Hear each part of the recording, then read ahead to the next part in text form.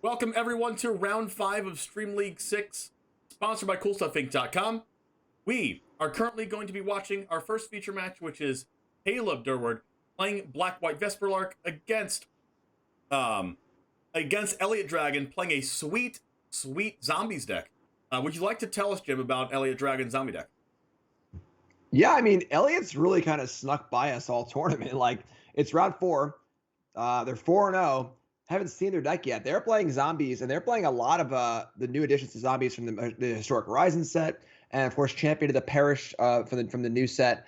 And there's a lot of good stuff happening here. We've got Champion of the Parish, Cryptbreaker, Dark Salvation, Digraph Colossus, Liliana's Mastery topping the curve, Undead Augur. It's a real nice mixture of like cards from sets that are actually just legal, of course, and then Historic Horizons cards, some Jumpstart cards, some Historic Anthology cards.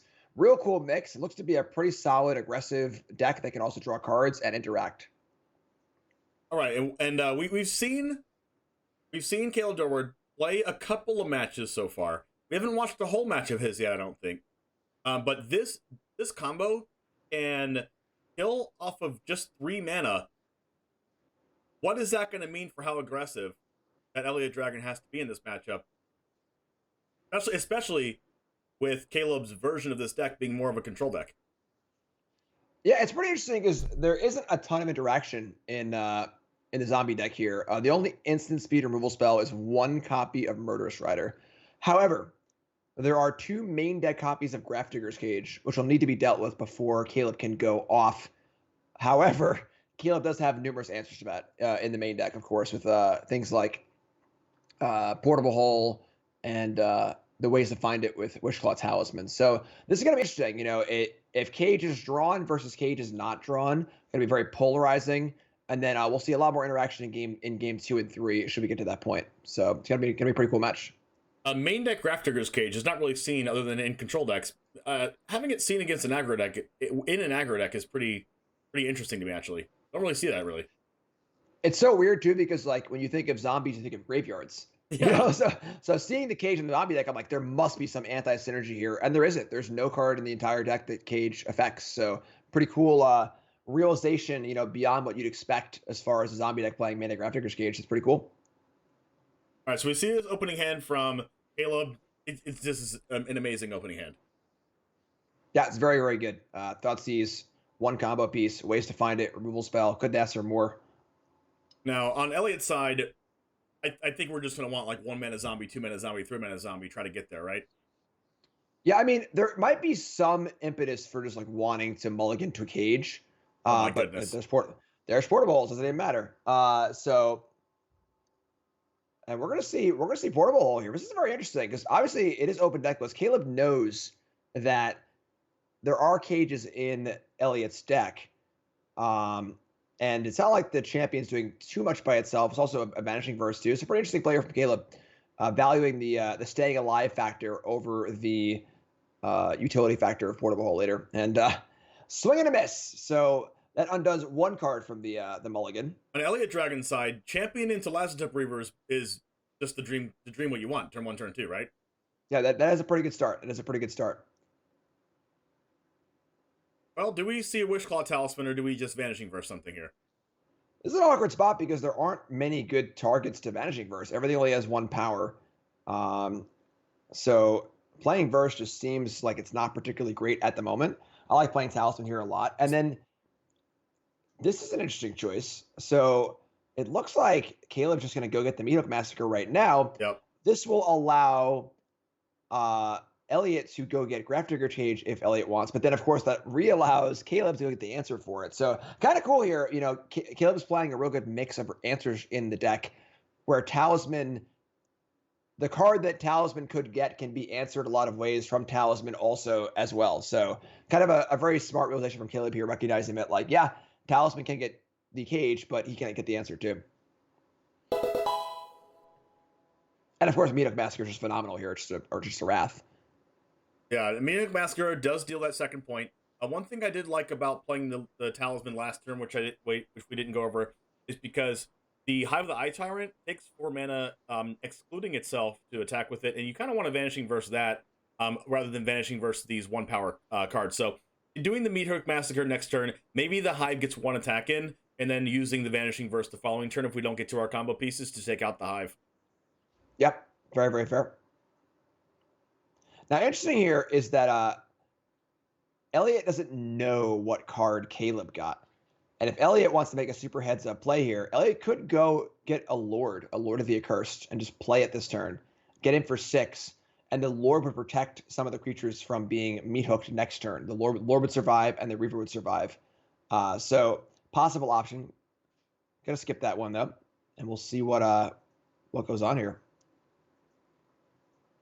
Does Elliot Dragon have any copies of Thoughtseize or Inquisition in that deck? Not in the main deck. There are 4 Thoughtseize in the sideboard.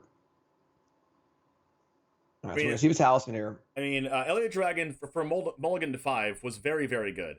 Having the Perished there on turn 1 into Last Up Reaver, having that Hive of the Eye Tyrant, Castle Vantress also. Having Hive and Castle Vantress is very good, especially in that mono black deck. Getting one of each, giving you a little bit of options in your mana base as well. Even if Caleb decides to wipe the board, you still have like something going on. Yeah, the lands are really, really good. Castle's insane in a mono black deck. Now, we're seeing the search here at Talisman. The problem is that, like, this is sort of like a, well, you think that I think that you think thing, you know? And Elliot knows that Caleb was okay with passing the Talisman off. So it almost feels like, you know, that Elliot's just doing what Caleb wants them to do by getting the cage, because obviously Caleb planned for that. So goes for it anyway. We see a Massacre here. That's going to kill most of the board. And the Treasure can help fire up the Tyrant next turn, but at 11 life, Caleb's looking pretty safe here. Make that 14 life. So Meat Hook Massacre is so good in this deck. I mean, I didn't think it would see historic play, but like in this deck, it's just perfect. Exactly. Now, do we see them get in with Hive? Nope, we're just going to draw a card with Castle Lock, Dwayne. Now, again, there is one Murderous Rider in the deck. So that is the one piece of interaction that can interact with the combo. Will Caleb choose to go for it here? We'll see. Yep. So there's your last Talisman to get the Portable Hole as scripted. Gosh, this deck was just like very, very well thought out. Yeah.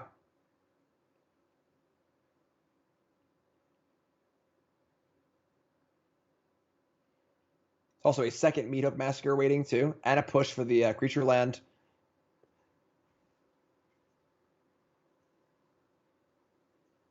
Can I change my mind? Can I pick this deck to win instead of Ali Eldrazi's Niv-Mizzet Reborn deck? Can I change my mind real quick? Listen, I offered it to you, all right? I didn't take the offer. I was going to let you have it. I was going to let you have it. Messed up, I think. So Shambling Ghast here on turn 6 is not exactly the offense that the zombie deck is looking for. Using Fatal Push just to use it here, I think. This is kind of interesting, actually. I mean, well, it's not exactly threatening. Actually, it could threaten the Vesperlark, right? Because it does do -1/-1 to something. But how is it dying? I don't know. I don't know. There's no sack outlets. You know? No idea. So, yeah. Definitely a show of strength from Caleb, because obviously Caleb says, I don't even need this Fatal Push. So. He just does that kind of laugh, a little bit more evil. Yep. All right. All right. We hope. How about another hook? Yeah. All right. This game's going to slow down a little bit for sure. There's no Teferi in play. And We're slowing down. That definitely favors the Castle Lock playing player for sure. Because now, you know, draw a card, draw a card, draw a card. The problem, of course, is that I'm not sure how the zombie player gets through all this and has to beat 2 Vanishing Verses and 2 Meat Hook Massacres. I have an idea. Drawing second creature land, and also Caleb never drawing second white mana to not use double Vanishing Verse in the same. That's a plan. That's a plan. All right, there's one Vanishing Verse. How about drawing the combo off the top? Do we like that? All right. So will Caleb want to play around the 1 copy of Murderous Rider, or just go for it here? I don't know. It does kind of seem like LA Dragon's holding back a bit. Especially like, without attacking with the Hive of the Eye Tyrant. I mean, it just kind of seemed like he's holding back. Yeah, I mean, the activation on Castle is, of course, there. So I'd be surprised to see Caleb not go for it here. I think that would be extremely conservative. I mean, let's say I kind of like going for it as well. Say it doesn't work out. there's more copies of these cards in the deck, and there's double Meat Hook Massacre in hand. It's not like you're dying anytime soon, right? Right. And also, the more Meat Hook Massacres you have on board, the more life you gain. There's also the ability to just play Vesper Lark and just say go. Yeah, that's true. So now the Withering is Vesper Lark is a leaves play ability. So now Elliot has to essentially bluff Murderous Rider for the rest of the game and can't even activate the castle anymore. He didn't, So yeah. didn't activate it, and now we're in this sort of game of chicken where who wants to blink first, and this means that 3 of Elliot's mana is tied up all the turn, or all the time. And all the turns. And all the turns, yeah. I mean, and the Vesper Lark is, it's an 8-turn clock. It does attack, so pretty interesting game of cat and mouse here. I mean, it could just be cat and cat since they're both undefeated. Sure. Just 2 cats going at it. Just All right, Cat Wars, sponsored by CoolStuffInc.com. Right. So the big thing here is right now Caleb's deciding it's currently Elliot's upkeep, and if Caleb wants to go for the combo, now is the time to do it. He's deciding if he wants to or not, and he looks like he's going to. All right, do we see is the last Rider? card Murderous Rider? I think it is. It is. I know it is. I can feel it. Okay, no, it's not. It is. I told you. Whoa! I knew it. I said it, didn't I? I said he seemed like he was holding back. It seemed like Elliot was holding back. I called this. The case card in the entire deck. 1 Murderous Rider and no other way to interact. Wow. Called it. That was my call. Now the question is, did Elliot have the Murderous Rider when they went for the cage, which would have been next level? Like, super next level. Make him out it, make him go for the out it, and then go for it, and then Murderous Rider it. Wow. That's awesome. crazy. All right, we got a game, folks. And now he's great. That's not just next level. That's like next level. Yeah, that for sure. That's awesome.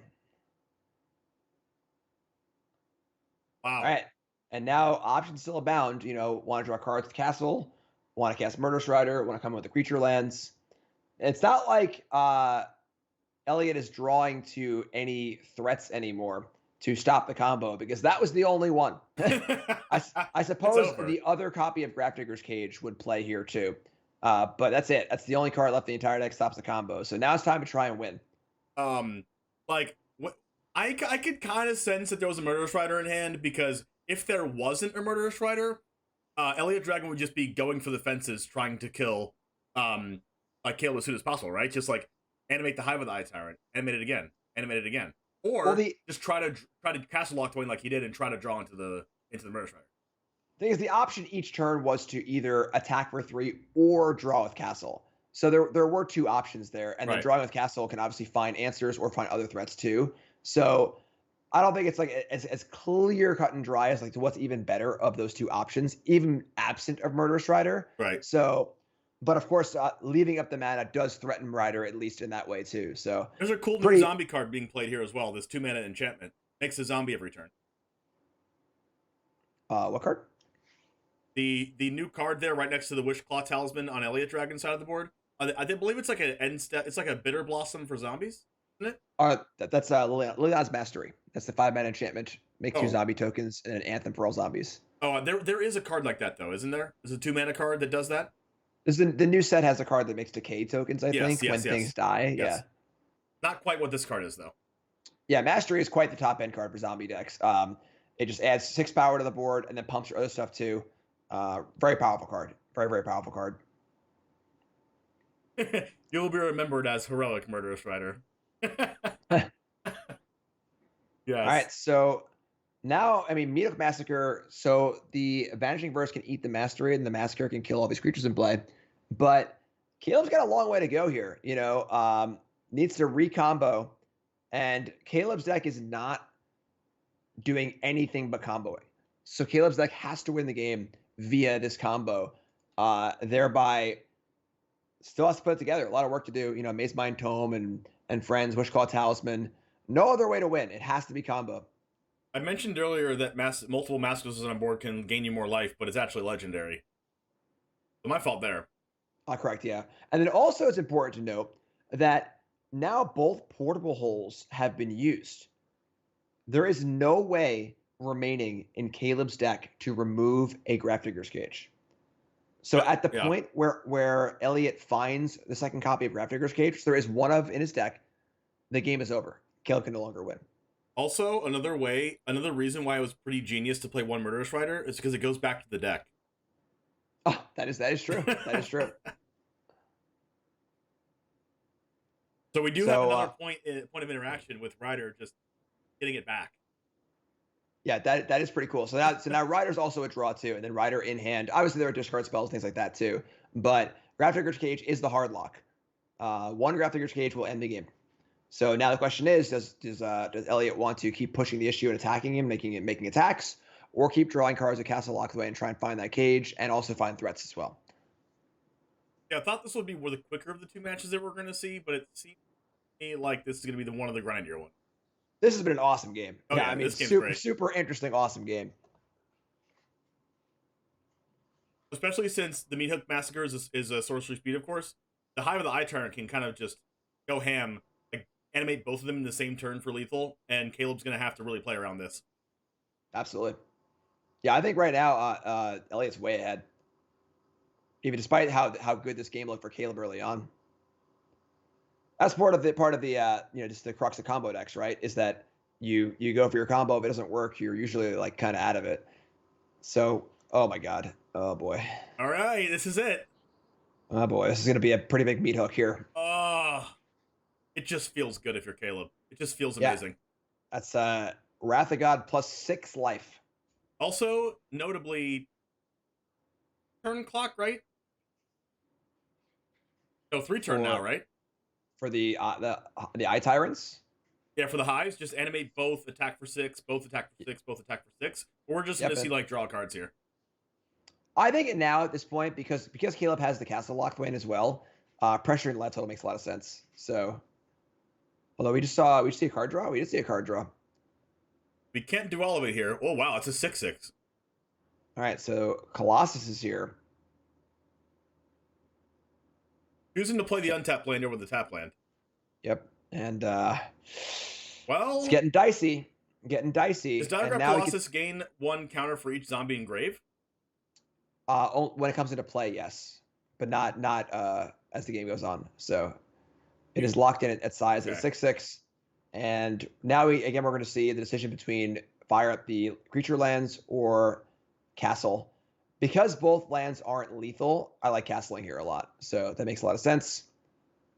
You said that they don't usually have a way to get rid of the 1/1 that deals -1/-1 to a creature, but that's a Phyrexian tower. That is true. So now a copy of I think both those cards are gone. Actually, there are only 2 Shambling Guests in the deck, and they're both gone. They're both in the graveyard now. But yeah, that's kind of a cool backdoor way to do that as well. Whoa! Hold on. Pause, champ. We could see Castle into Withering would win the game. Pause, champ. Not sure. Is Caleb deciding if he wants to play the land untapped or not? All right, there's the land.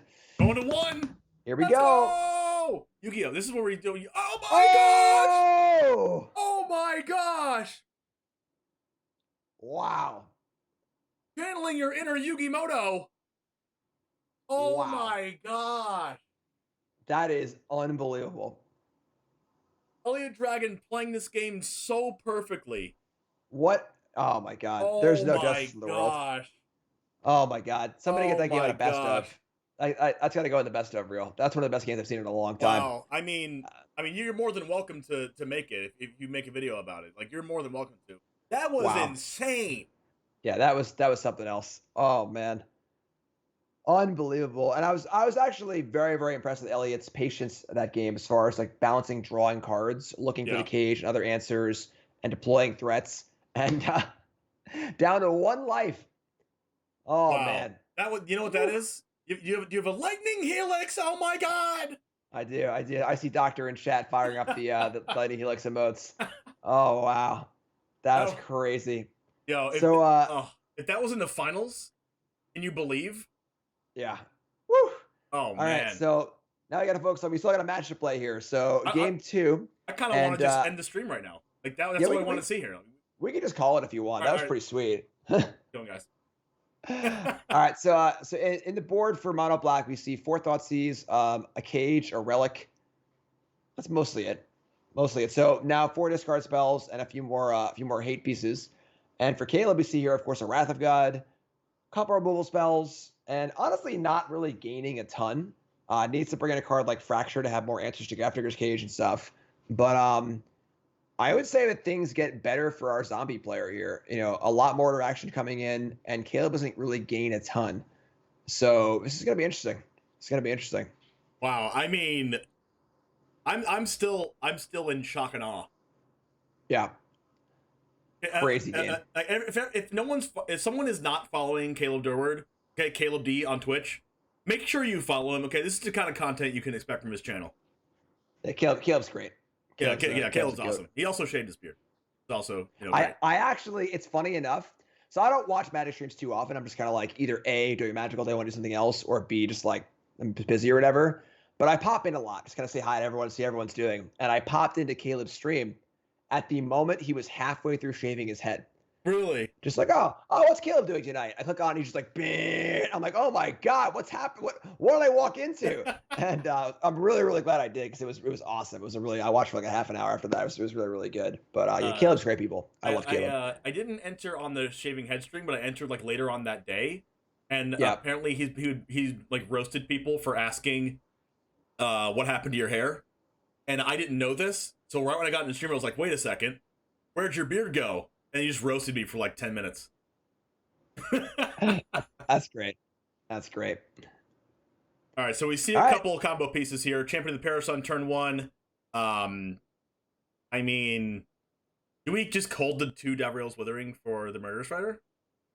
It's interesting because the Withering would kill the champion, and the fear is if there's a Lastop Reaver, it grows too big to kill anymore. So looks like Caleb also wants the option. He wants the option to kill this, and he's going to. So gonna fire for Withering. I like this play. With Mazemind Tome available, with Massacre in hand, Caleb is certainly set up to play a longer game. So I like this a lot. I do like Fracture in the deck for Caleb. Fracture does get rid of Grafdigger's Cage and gets rid of Rest in Peace at the same time. So I really do like this card for this deck.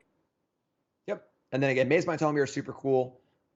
Just can kind of settle into that sort of control combo role. Sit back, draw some cards, kill some things, fire up a Wrath or 2, and then kill the cage later on. You know, no real rush to remove this Grafdigger's Cage from the board. I would say there's less than a rush, because you want Elliot to think that he's safe until all of a sudden he's not.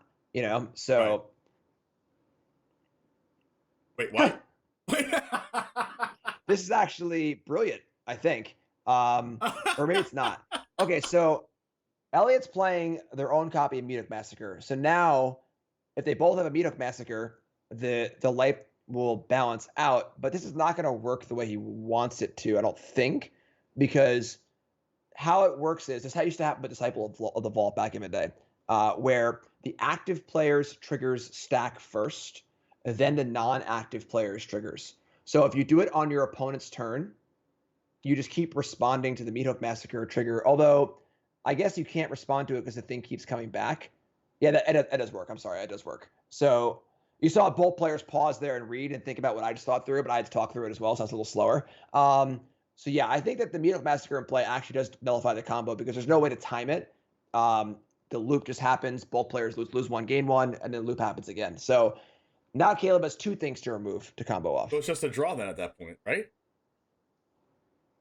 If they go to do the actual combo, but there's a Meathook Massacre on the opponent's side of the board, it's a draw, right? Yes. It would be the same draw we saw earlier, just with like a lot more steps, because there'd be much more triggers happening as well. But the end result would be a loop that doesn't go anywhere. I think the result of seeing this deck from Caleb is that, like, I kind of don't even want this in the game. Right. Exactly. There's some weird stuff happening here. Things you don't usually see in Historic or Standard, because there are more things that happen in like Legacy and Modern occasionally. These weird kind of fringe, loopy, weirdo rulings. Yeah. So now we have to get rid of the cage, and we also have to get rid of Meathook Massacre. We do have answers to both of them in hand. We do have 4 mana to cast them. If we do this, and then Elliott Dragon draws a land. We could be seeing 1, 2, 3, 4, 5, 6 damage in the backswing. Also taking the shock damage from Godless Shrine to do that. So that would put Caleb to 10. I don't think you want to go that low against zombies, but we'll see what do you think he's going to do here? What do you think he's thinking about? There's no rush at all. I mean, Elliott has 1 card in hand. Right. Caleb has a full slot. Caleb has a full 7 cards, a Wrath, and a Maze Mind Tome, and a Phyrexian Arena. All right, the question here is if you want to cast Arena or not. And exactly, Caleb agrees. So Caleb just says, my hand's awesome. I'm drawing cards. I'm the control deck. I'll deal with those artifacts and enchantments later. I'm just not going to die and kill all your stuff. And now it's important that the Vanishing Verse hits the Undead Augur so cards aren't drawn. But I think Caleb is more than happy taking a hit here and then going from there. You don't think the Vanishing Verse goes towards the Meat Hook Massacre? I mean, I think it just can go towards that later because the Undead Augur will sort of undo the Wrath effect by drawing cards. I see what So, yeah, that wasn't bad either. So many cards. All right. That's Gotta go for it. Yeah, gonna go for that. Gonna probably play Castle Lockdwayne tapped or Godless Shrine tapped actually. Yeah, so we're gonna see some life gained for Caleb, but again, multiple cards drawn for Elliott here, and a treasure for extra mana too. So this next turn for Elliott's gonna be huge. What can Elliott do with these cards drawn? Basically, almost a whole new hand. Yeah, 4 cards in hand to start the next turn. We have 2 Castle Lockdwaynes and a Hive. The Eye Tyrant. We still have our 2 cards in play to stop Caleb from comboing. This could definitely go downhill fast for either one of them, but it seems like it's going to be one of those grinding games again. Yeah, and then the good thing here also is that because Elliott was out of cards, that turns on Hive of the High Tyrant. Mm-hmm. But giving Elliott more cards almost turns it off because Elliott's going to play the cards that are drawn anyway. Right. So very, very good play from Caleb here. I like it a lot.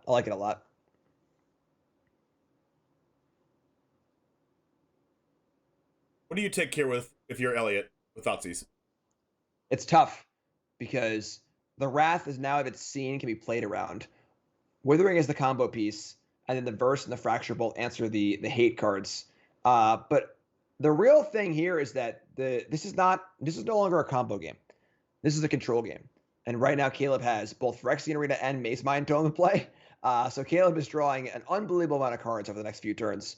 So I would say that Elliott's job is to win the game as fast as possible, which means you probably want to take like the Wrath out of the Vanishing Verse. But it's gonna be difficult. Takes the Fracture instead. Okay. So trying to protect the Grafdigger's Cage, it looks like. I think with the Phyrexian Arena in play, like you want to make Caleb think about his life total, right?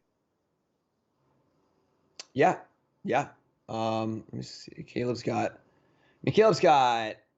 Art of the Fracture and Portable Holes and the Wishcall Talisman to go get them to deal with this Grafdigger's Cage. So that was a great turn for Elliott, though. Able to Thoughtseize and attack and play a threat. But even better draws from Caleb. So is that heads up by Elliott then, taking the Fracture? Because they would be lethal right now, right? Yeah, I mean, drawing Vesperlark there is pretty fortunate for Caleb. I'm not sure, honestly. This is quite the game state. I think Caleb now. What? I think Caleb's way ahead now. I mean, this is an interesting choice here, choosing to push the creature in response to the Augur, and now I guess the Verse can hit the Hive of the Eye Tyrant.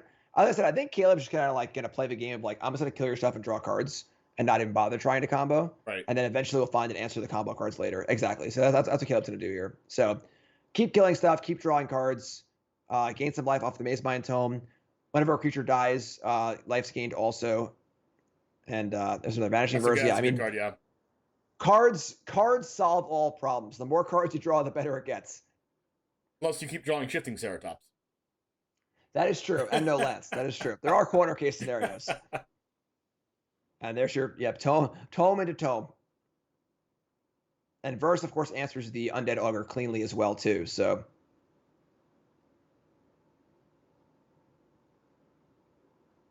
again, totally ignoring the combo hate cards, which is part of the problem. Where when you play against a combo control deck like this, you bring in these hate cards like, ha ha ha, I'm gonna lock out your combo, and they're like, okay. Yeah. I'm glad you mulliganed to 5 and spent 3 mana on these cards that don't do anything. I'm just gonna draw cards. You know, like, Yep. so again, another reason why I think Caleb's deck is just awesome.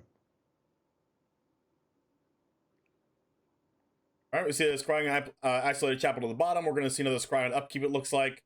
Phyrexian Arena is going to draw a card here and lose a life. Baseline Tome sees a Phaseful Absence in the top, which is one of the new cards from Innistrad Midnight Hunt.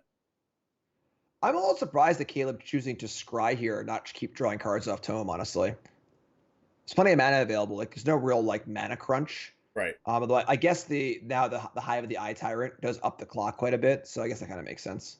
Depends on how many cards Caleb has in deck, too, with drawing, like, a card every turn.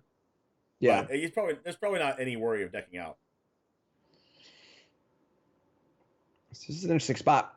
Hive of the Eye Tyrant was like one of the best possible draws last turn for Elliott.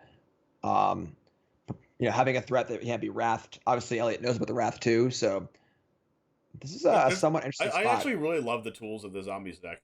I don't know whether this deck is better or worse than the mono black aggro deck that we've been seeing in Historic for the past few months, I think. Elliott Dragon won or made top 2 of one of the other Stream League events with a different version of a mono black aggro deck that plays all the graveyard cards, right? There's a 1-mana 2/1 that can come back to your hand from the graveyard if you dealt damage that turn. Play it, comes in, taps, it's a 2/1. There's a 4/4 flyer. There's like Rotting Regisaur in that deck and things like that. Interesting to see Elliott Dragon play a similar like style of deck, but play zombies this time. Some really good cards in this deck too. Yeah, higher curve, less synergy, or more synergy. I'm sorry. All right, so we see a Thoughtseize come down, probably taking Vesper Lark. I'd assume. Probably Wither. I mean, it's kind of like 6-1 after the other. Both cards can be played fairly to block or kill something. So the question is, which one is better in a fair capacity? I guess if you're playing for a fair capacity, Withering would be like the better card against the zombie deck than Vesper Lark would be. Probably, yes. Although Lark can block the Cave of the Eye Tyrant for a turn. Also, the problem is that the actually doesn't matter. Never mind. So takes the with Withering, sure. It can maybe block it, but it does have Menace. Oh, I'm sorry. You're correct. I forgot that part. A lot of words in that card. It's a very menacing looking Hive. It's true. All right, so here it comes. And Caleb down to 6, going to 5 on from Arena. All right, there's Phyrexian Tower. So tight game here. Another land. There's a lot of lands being drawn from Caleb here. All right, well, there you go. That deals with the land. Found it. Interesting choice here. Just casting Vesper Lark. I'm a little surprised to see Caleb not just cast Vesper Lark because Elliott is at 12 with Castle Lochthwains in play. A 6-turn clock might not sound like much, but if you're just kind of playing this game of killing things and stuff, and there aren't a lot of ways for Elliott to punish the Vesper Lark being in play, I'm a little surprised to see Caleb not cast Lark there. Especially because no flyers in Elliott's deck means that Vesper Lark is a guaranteed damage. Right. It just, and then it just makes the castles a lot worse too. Yep. So I'm a little surprised to see the Lark not cast there. Caleb very smartly using the Fatal Push on Hive after it taps so that they can't Castle Lochthwain in response. Yep. Actually, I guess they still can, right? Sacrifice it with the Phyrexian Arena and then tap it. That's true. Yeah, that's true. But it depends. If Elliott Dragon has another threat in hand, do you just play the threat or do you just use Castle Lochthwain here? I'd imagine you're playing the threat. Yeah, for sure. Exactly. So with Caleb at 5, and the Arena ticking down, and Caleb also has Castle Lochthwain in play too. So thinking about it.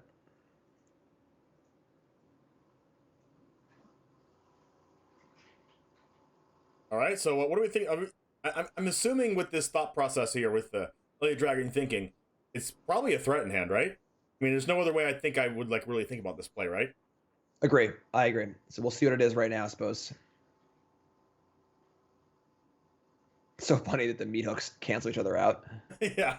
It's funny the meat hooks cancel each other out, but also, not only that, but they cancel each other out, but kind of at different times. You can kind of time it to where you can kill your opponent from it, right? Yeah. So I guess the one argument against playing Vesper Lark was what happened here, where now Caleb wants to cast a Wrath of God, and the Lark's not in play, obviously. So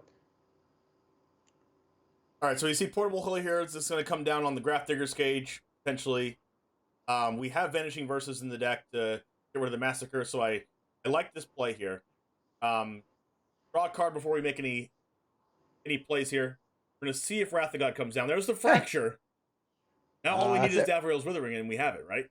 That's game. Is the Talisman does it too, right? In play. So 2 for Fracture, 2 for Vesper Lark, 1 to Tutor, 1 for Withering. That's game. That's just crazy. Yeah, this deck's awesome. Actually crazy. And everything played out perfectly. You know, there are multiple hate cards played. Didn't matter at all.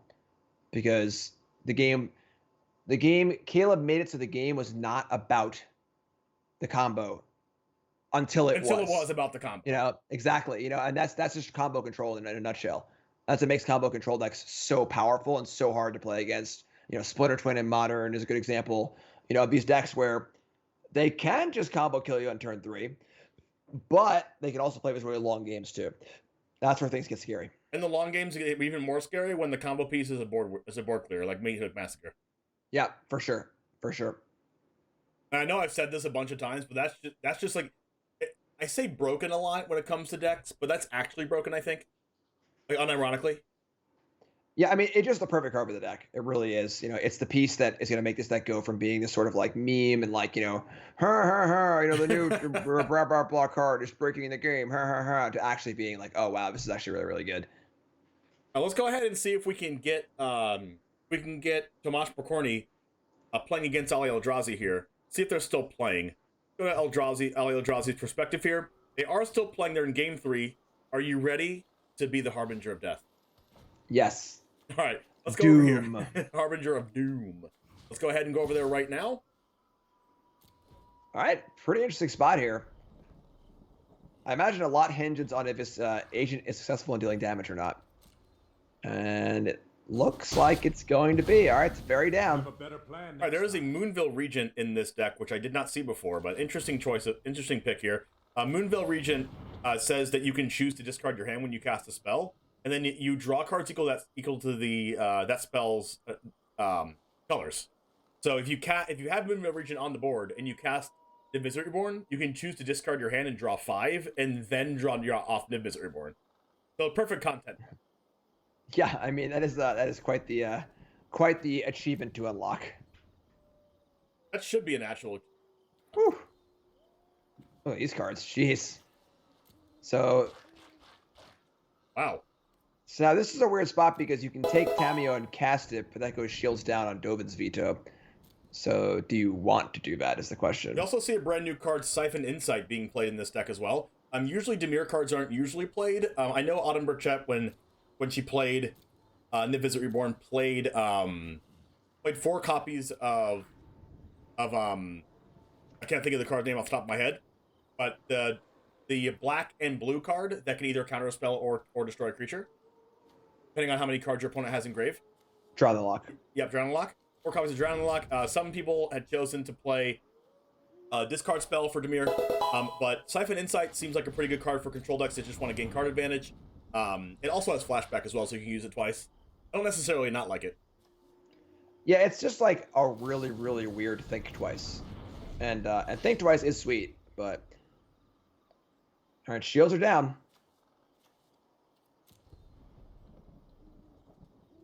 I'd imagine there's no Magma Opus in Ninja's Graveyard, or Ollie would have not tapped out here with Mystic's Mastery waiting. Right, especially with a overloaded Mystic's Mastery waiting with 1 extra land drop. Yeah, I would love to know what's in Ninja's Graveyard right now.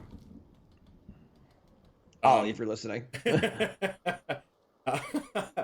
I know. Mod check for spectator mode. Yeah, right. I did tweet this morning about a spectator mode. I'm trying. You're trying? Okay, you're throwing a bone? Yeah. Okay. Yeah. Good.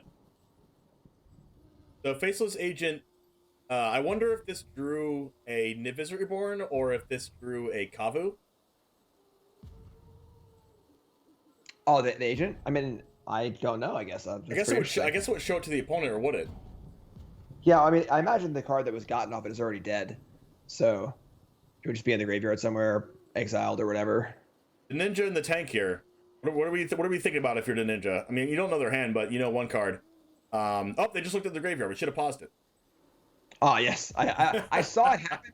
My mind didn't process it. Oh, you can see there's a Kavu under Portable Hole as well, so it might have been the Kavu. All right, there's land number 6 and saying go, and there is a lot of gas in Ollie's hand here. Probably far too much to handle because if any of these cards resolve, it is almost lights out. Oh, look at that! Someone in chat has our back. Someone went to Ali's chat requesting to show Grave for stream. That's pretty funny. Look at that. And we didn't even look at it. We're so ungrateful. I won't forget about this. We won't forget. All right, so there goes Narset, and gonna play Moonveil here. Okay, Corbett says Graveyard was memory lapse and a lot of permanents, so basically just not worth it. Okay. So like to play here, casting the non-creature. I'm sorry, the creature's threat while also leaving up Dovin's Veto. If his Moonveil is dealt with, whatever, and then if it isn't dealt with, also great. So I would say Ollie is way ahead here. Well, do we veto this or we just let it go through? Like, I would be very surprised if Ollie vetoed here. Ollie seems very, very far ahead, and I don't see a reason to let my opponent untap and draw Teferi into whatever, or draw Magma Opus, or draw whatever. I'd be very surprised to see this get vetoed.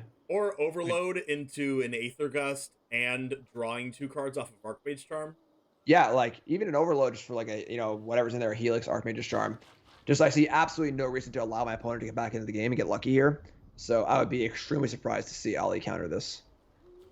Oh, countering this says I want the game to end now. I don't want to play anymore. Going for it. But the thing is, I don't know why you'd ever want the game to end now when your hand is Nimbus Tameo flashback card. You know? Yeah. So we'll see. I mean, Ollie's probably gonna win either way, but this opens up the door for Ninja to have some sort of sequence of cards to draw and get back into this game. So we'll see what happens. But all right, here's where we go. Punish top deck Teferi, Hero of Dominaria. Nope. No punished. Also, Veto stood to defend Nimbus next turn. And now that's not an option either anymore. So, although I suppose the Moonveil's a cast trigger, so gonna draw 5 cards. Obviously, Ollie's gonna unlock the achievement because that's Ollie's style. Achievement cha-ching unlock. Yeah, exactly. Wizards is taking notes and gives Ollie 10,000 XP. Yeah. All right, so I think we want to hold up mana for. Oh, we would hold up mana for a Dovin's Veto, but we only have 1 white mana. Got it. All right, achievement unlocked. Discard your hand, draw 5 cards. So even if it gets countered, we're still drawing 5. Yeah. Discarding Tameo is a little bit of a bummer, though. I imagine Ollie will live here. I imagine. Also, when Moonveil Regent dies, if it doesn't get removed from the battlefield right now, it deals 5 damage to any target, doesn't it? That is true, yes. One of the reasons why I'm not currently playing Moonveil Regent in my current build of Nivis Reborn is that you just can't get it off Nivis Reborn. Like, maybe it's just worth it playing as a 4-mana flyer. I am very, very, very low on Moonveil Regent. I think it's terrible. Unless you're playing mono red. I also don't live in Ollie's Magical Christmas Land, where these things actually happen. So, okay. So the problem, of course, here is the 5 cards are going to probably draw anyway. So that is an extremely good top deck, though. Yeah, I mean that was definitely a great draw. The question is, what does it do? Even if it counters the Nimbus, 5 cards will still draw in here, and then I guess the hope is that Ollie draws a lot of lands and kind of just misses. So we shall see. Counter that, and here's the 5. Here we go. Do you want? I do think you want to do it. Land. We can actually cast Ingrass Rampage. That was sick. And you do it all again next turn too. So pretty wild. Ollie, of course, known for big plays, and that was certainly one of them. Oh, we're gonna go ahead and sacrifice that creature, get in for 6. And then we're gonna see what Mystic's Mastery does here. Probably not too much. Yeah, I mean now the Archmage Charm is also flashback too. So Oh, I guess we're keeping the 2-1 back to just like prevent taking 7 on the backswing since we're at 14. I actually like that. Oh, Yeah, I think it's reasonable for sure. Again, if the game goes on long, Ollie's going to win with Nimbus in hand and multiple spells to cast and so on and so forth. So,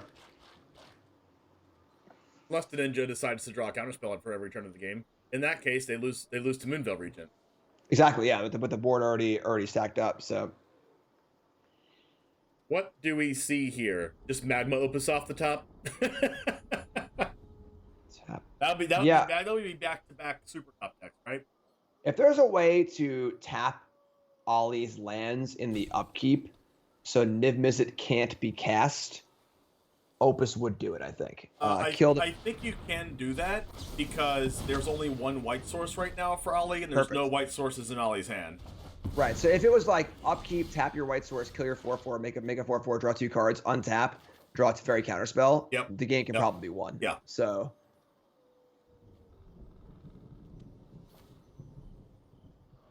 You know, it's also pretty cool. Siphon Insight can draw a memory lapse from the ninja. That is true. That would be cool. All right. Well, since we didn't play a land first, we can't do that. All right. So, I mean, this is what I was saying about this game possibly slipping away here. If Ninja draws like Teferi into counterspell here, I guess now the Archmage's Charm is a pretty good hit. So now the Charm can defend the Niv Mizzet. But still, the point is that, like, trying to avoid these pads to victory where your opponent has like this 5% chance to win, try and take that away from them, you know? Right. And hitting Archmage's Charm definitely probably seals things up here. But if that Siphon Insight kind of missed there, and we saw Ninja draw here, you know, Teferi or whatever into counterspell and get the ball rolling, counter this Niv Mizzet Reborn, the game could turn from a game that looked unlosable. Yep. I definitely agree with taking away like those niche avenues of victory. Like if they draw this card into this card, I definitely lose.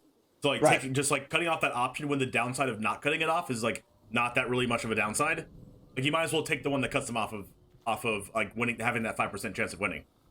Exactly, and those are the kind of games that very, very good players will not lose. And those are also the games that players who aren't as good would love to tell you about in round 4 after they're 1 and 2 of a tournament. Well, you don't understand. They drew runner. It's like, well, did you let them?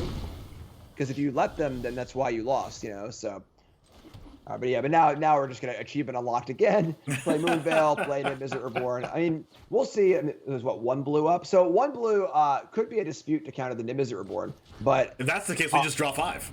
Exactly. Ollie doesn't care because 5 cards are coming anyway. So Archmage Charm could steal the creature land, but then would that become Ollie's land? If paid through Ward, I believe that Ollie would own the land for good. Yes. Interesting. It does have Ward though, and that's unable to be done right now. Yeah, it's Ward 3, I believe. Yep. So a little short on that. And then now Ollie is now pumping the brakes a little bit here, and it's not going to play Niv Mizzet, and it's going to kind of play that smarter, slower game here with Archmage's Charm up, with Siphon Insight up. Not really in a rush anymore. Let's just chill, not get top decked out on, and try and take the game that way. Apparently, Charm says non-land with mana value 1. Oh, that makes sense, obviously. Otherwise, we could steal any land. So. All right, so we go Siphon Insight. Maybe we draw a counterspell. I highly doubt that we're discarding this Niv Mizzet. So, look at the top 2. Siphon Insight's pretty interesting against control decks, like getting the controls pieces and use them against them. Yeah, it does seem very, very good in spots like this, where the problem with the card, of course, is when you play it against decks where you don't really want their cards. Like against zombies, I don't think that Ollie really wants any zombies, you know, but when you're hitting counter spells and control spells and a control mirror, it seems phenomenal. Here we go. Chalk this land in. Slam Niv Mizzet, draw 5. Looks pretty good to me. I don't know if I'm Ollie Eldrazi, I'm slamming it. I agree. Ollie slammed the first one. I guess maybe the achievement's already been unlocked, so now you don't need to unlock it again. There's no more 10,000 XP to win. Exactly. All right, so draw 5.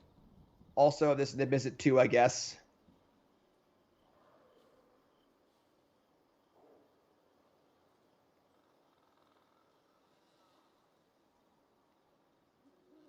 Were Elliot Dragons in chat saying, "Were you not entertained?" Were you not? We were definitely entertained. Yeah, that was probably gonna be game of the tournament. Honestly, we'll Yeah, see. yeah. We'll see if we can top it, but it's gonna be pretty difficult. And they're both probably making it into top cut anyway, since they were both undefeated regardless. That is true. We could see a rematch. We could see a rematch in the finals if they're both first and second. That would be cool. That would be great. All right, so we see counterspell on the Niv-Mizzet, and again, Ollie here. I think I kind of like just letting this happen and drawing 5 cards. You know, if there happens to be another counterspell or whatever, I don't know. It really is trying to figure out the niche corner case scenario that Ollie could lose this game now drawing 5 more cards. Right. But like, there's a niche way that Ollie loses, and then there's the niche way. Right. Yeah. Like even if everything goes horribly wrong here, there's still a 4/4 dragon to play and 5 cards in hand and iteration, Archmage's Charm, etc. So I like the play here though. I like Ollie let that one go, not bothering to defend it, recognizing that the things Ollie has are enough to win the game. He doesn't need any more things. So attack for 4, have Veto up, have Archmage's Charm up. This all feels pretty good. This Orcus can make a haste 5/5. That is true. Actually, not right now. It would need 1 more mana, and Ollie already hit that land drop. Or you could just bring back the Niv-Mizzet and once again live in Christmas land. What is this? Wait, so what? Moonveil stays home. Is this an absolute show of respect for not dying to Hall? I think so. I think it is. I think Ollie's taking away the cheese win from the Ninja right now. But if the Hall gets fired up, is Ollie gonna chump block it? I have no idea. Being at 16 means I'm attacking with Moonveil every turn, I think. Yeah, this is interesting. We see iteration here. Like it depends on what the Ninja has in the sideboard for this matchup. Like maybe there's like a Nezahal or something that like Veto on Espressive Iteration would actually be good. You don't want them to get to that card, and because Veto can't stop that card. Yeah, this is an interesting spot. Like if there's a Nezahal, I could definitely see the Ninja winning. But like, other than that, I don't really see how the Ninja gets out of this. Yeah. Alright, Siphon Insight, let's try to get another counterspell, just like working up the counterspells here. I don't think we discard our hand here. Yep, there we go. That's not it. When you realize the opponent was going to draw run around our lands. I mean, yeah, Orcus returning Kavus with counterspell is pretty reasonable too, right? Orcus could also just return Niv-Mizzet Reborn. Yeah, that's one I think that might be a little, I think it would cost 9 mana, and therefore could not be defended by the Archmage's Charm. Right. It could be defended by, like, Dovin's Veto. But Ollie recognizes that there's also an achievement in his Xbox that says, if you cast Orcus to return Niv-Mizzet, then, nope. There's the pump fake there. Come on, Ollie! Come on, do it! Do it for the Go content! for it or don't. Go for it. Yes. Yes. Yes. Yeah, yes. 5. Boo! Boo! The smart, responsible play. Boo! I also like exiling things because, like, the threat of Gear Hulk is very real. And exiling those instants from graveyard is also real. Also, being able to hold up Archmage's Charm at the same time is also good. So, yes. Yeah, I like it. I'm a little surprised that Ollie played the Glacial Fortress from exile and not a card from hand, because Ollie's pretty clearly discarding his hand here. 4 lands for 2 lands. Fantastic.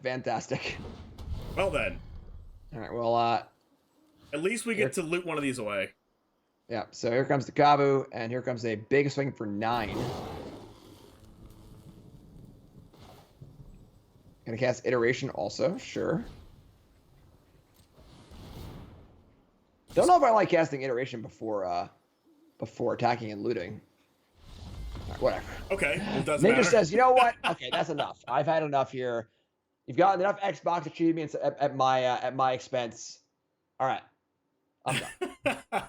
You literally just completed it and just checked up all the boxes there. Yeah, there's no fun playing anymore because all the achievements are already unlocked. So I don't know what the point of playing anymore is. So my choice for winner of the tournament wins against the control deck. So I'm excited about this. How is your Madness deck doing? Yes, that locks Ollie for top 8. And let's see, Chris Kavartek here, 3-1. It looks like Chris was victorious in the last round. It was also 4-1. All right, so both of our choices are here are 4-1, and Vesper Lark is 5-0.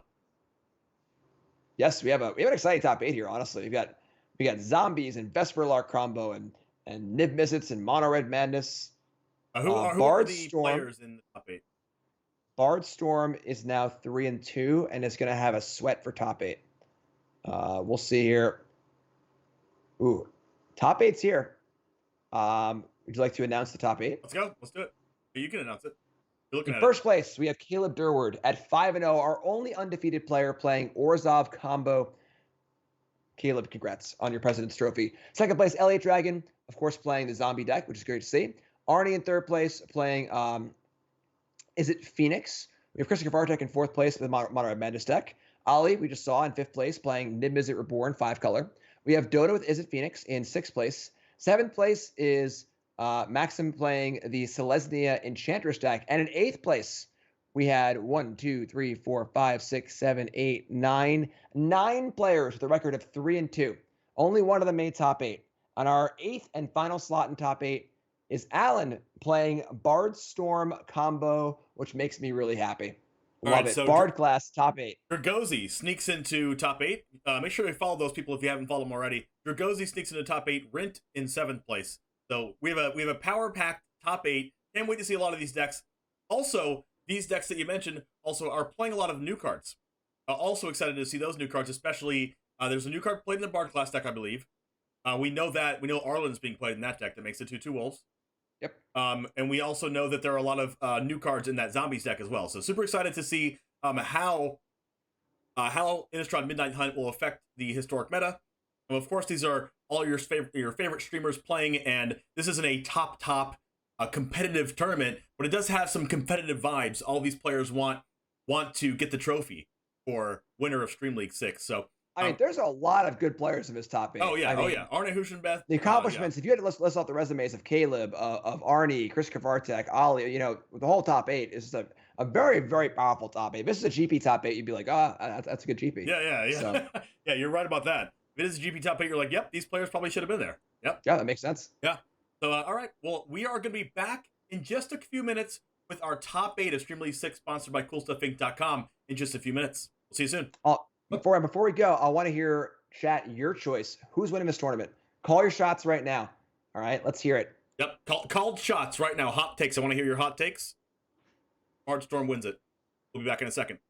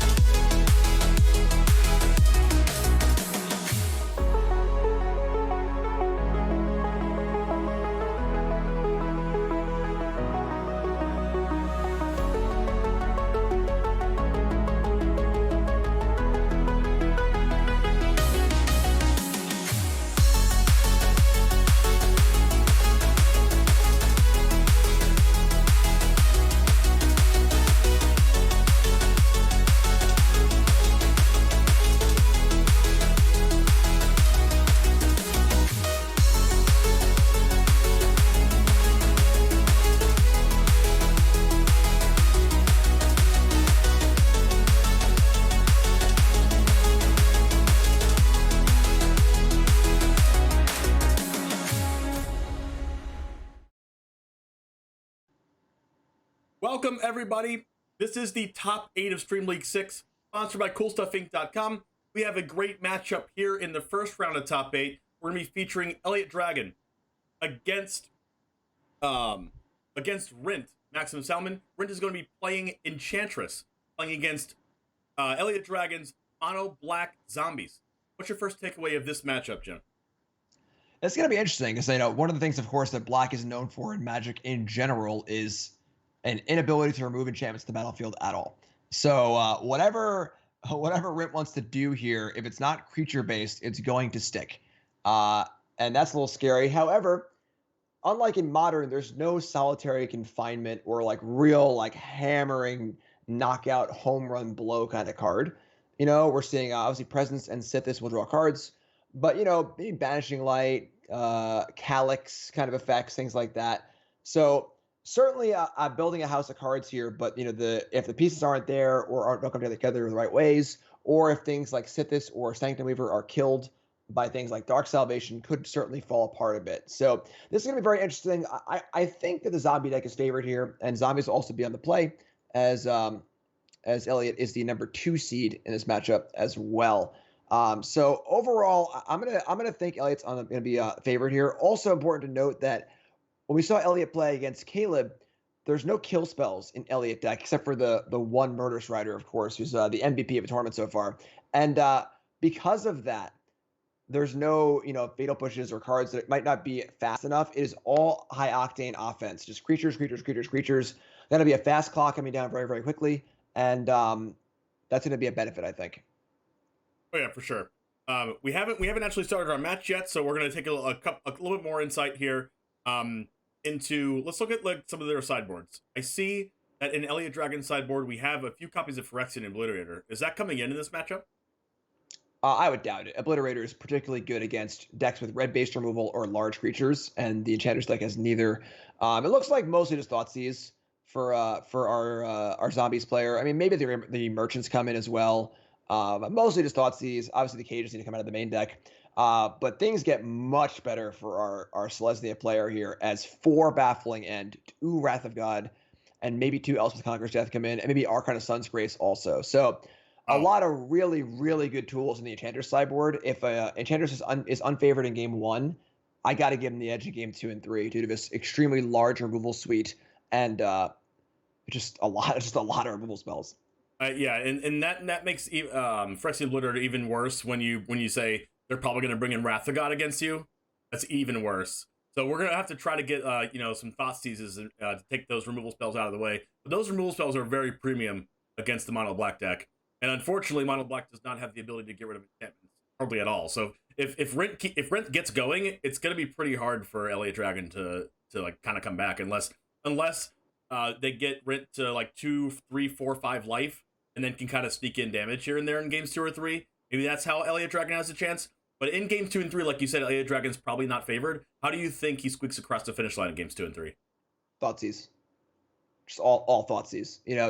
The thing about the Enchantress deck is that you're putting together certain pieces and need to have the right mix. If you draw all enchantments and no Enchantress card draw effect, you're not going anywhere. If you draw all creatures, say you draw 3 Destiny Spinners and 1 Sithis and no other enchantments, you're not going anywhere. So Thoughtseize being able to come in, pick out that one piece and sort of take the synergy deck off its synergy is going to be extremely important. So I think while the Enchantress deck is bringing in a ton of great cards, one key timely Thoughtseize could definitely knock the whole house down. So definitely Thoughtseize, most important card by far. Right. It kind of resembles the core Spirit Dancer decks that I've seen in historic, either the black-white one or the black-blue one. Mm-hmm. Or not black-blue, the white-blue. If you can get that turn 1 Thoughtseize off and they have one creature and all enchantments, you take that creature away. Now their deck, they just don't do anything. Or if they have all creatures, all the 3 core Spirit Dancers and 1 enchantment, you take that enchantment. They have to be top decking enchantments for the rest of the game to try to get something rolling, and they could just do nothing again. So yeah, Thoughtseize is going to be super, super good in this matchup. And I can't wait to see what happens here, and especially in games 2 and 3. You're saying that he's favored in game 1 because there's not those removal spells, right? In the Selesnya deck, Selesnya is just trying to be as I would say as linear as possible. You would say in game 1s.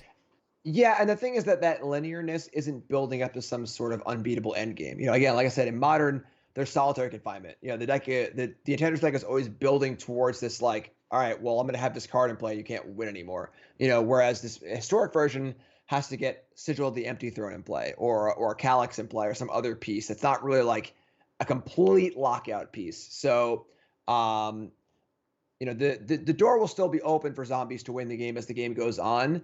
But if the engine gets rolling, it could still be pretty good. Right. So we have Elliot Dragon suited up, ready to play. We're still waiting on Rent to accept the invite. But let's go ahead and look at another matchup. We're still going to be watching zombies play against the Enchantress deck, but there's a few other matchups that I would want to talk about as far as this round one is concerned. We have Caleb Durward playing the Black-White Vesperlark deck, playing against Dragozy, playing the Green-Red Bard class deck. What does it take for the Green-Red Bard class deck to take down the undefeated? Honestly, it could be kind of an interesting matchup where the interaction that Caleb has is mostly the new enchantment that does small amounts of damage to smaller creatures. But if the Bard class deck can just pop off on turn 3 and put a lot of stuff in play, that might be fast enough to kill Caleb before Caleb gets to get the combo going. Now, the Bard class deck doesn't really have any way to interact with the combos. If Caleb just has it, the game is over. But I think if Caleb stumbles, all of these Maze Mind Tomes and Witchclaw Talismans kind of just putzing around, and Bard class just vomits their hand on turn 3, it could be a way to steal it. All right, looks like we just encountered a draw in great. the match. Wouldn't be our first today. Yeah, it wouldn't be our first, but this doesn't count as a game 4 like we did before. This one's just going to go right back into game 1, hopefully, as we try to get Elliot Dragon up against Rent here.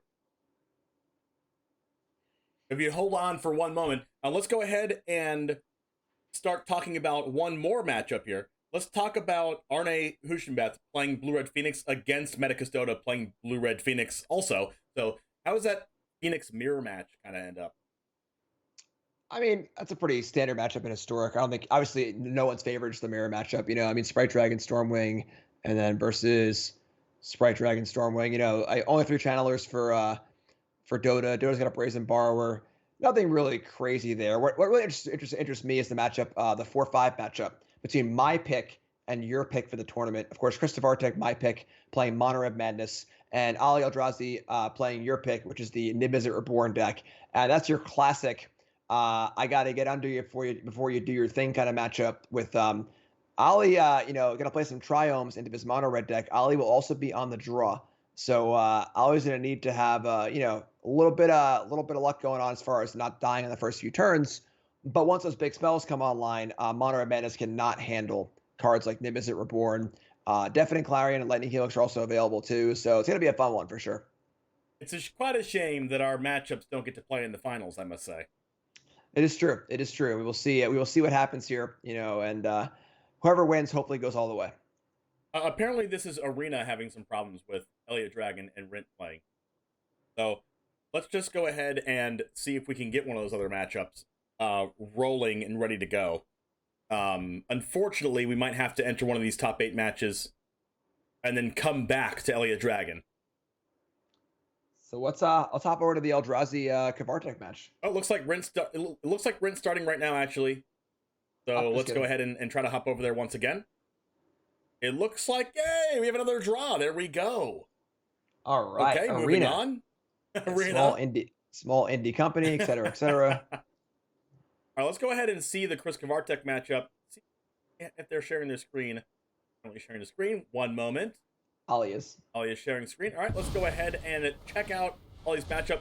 Just resolved the Niv-Mizzet Reborn. So what you said is coming to fruition here at 10 life from Ollie Eldrazi. Yeah, once Niv-Mizzet resolves, if Ali is not at 5 life and dying that turn exactly, the game feels over. So with a hand that is Vanishing Verse, main deck Fracture, that's pretty wild.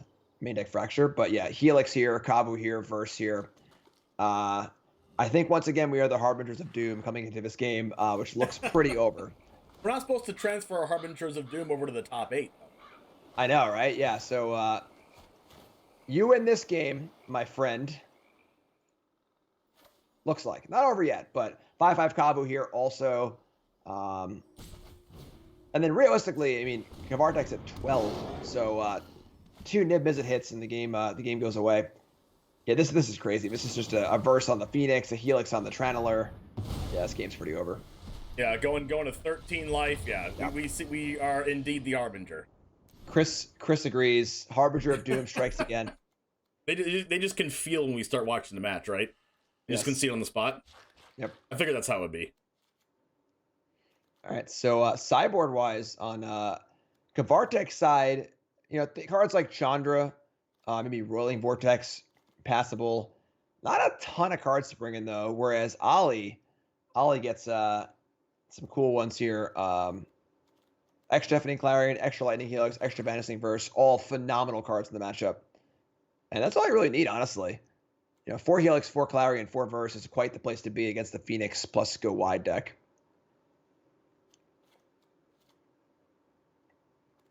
Interested to see the sideboard. Like, I've not really been ever a fan of Ingress Rampage, but it does get rid of artifacts. Not sure how relevant that would be.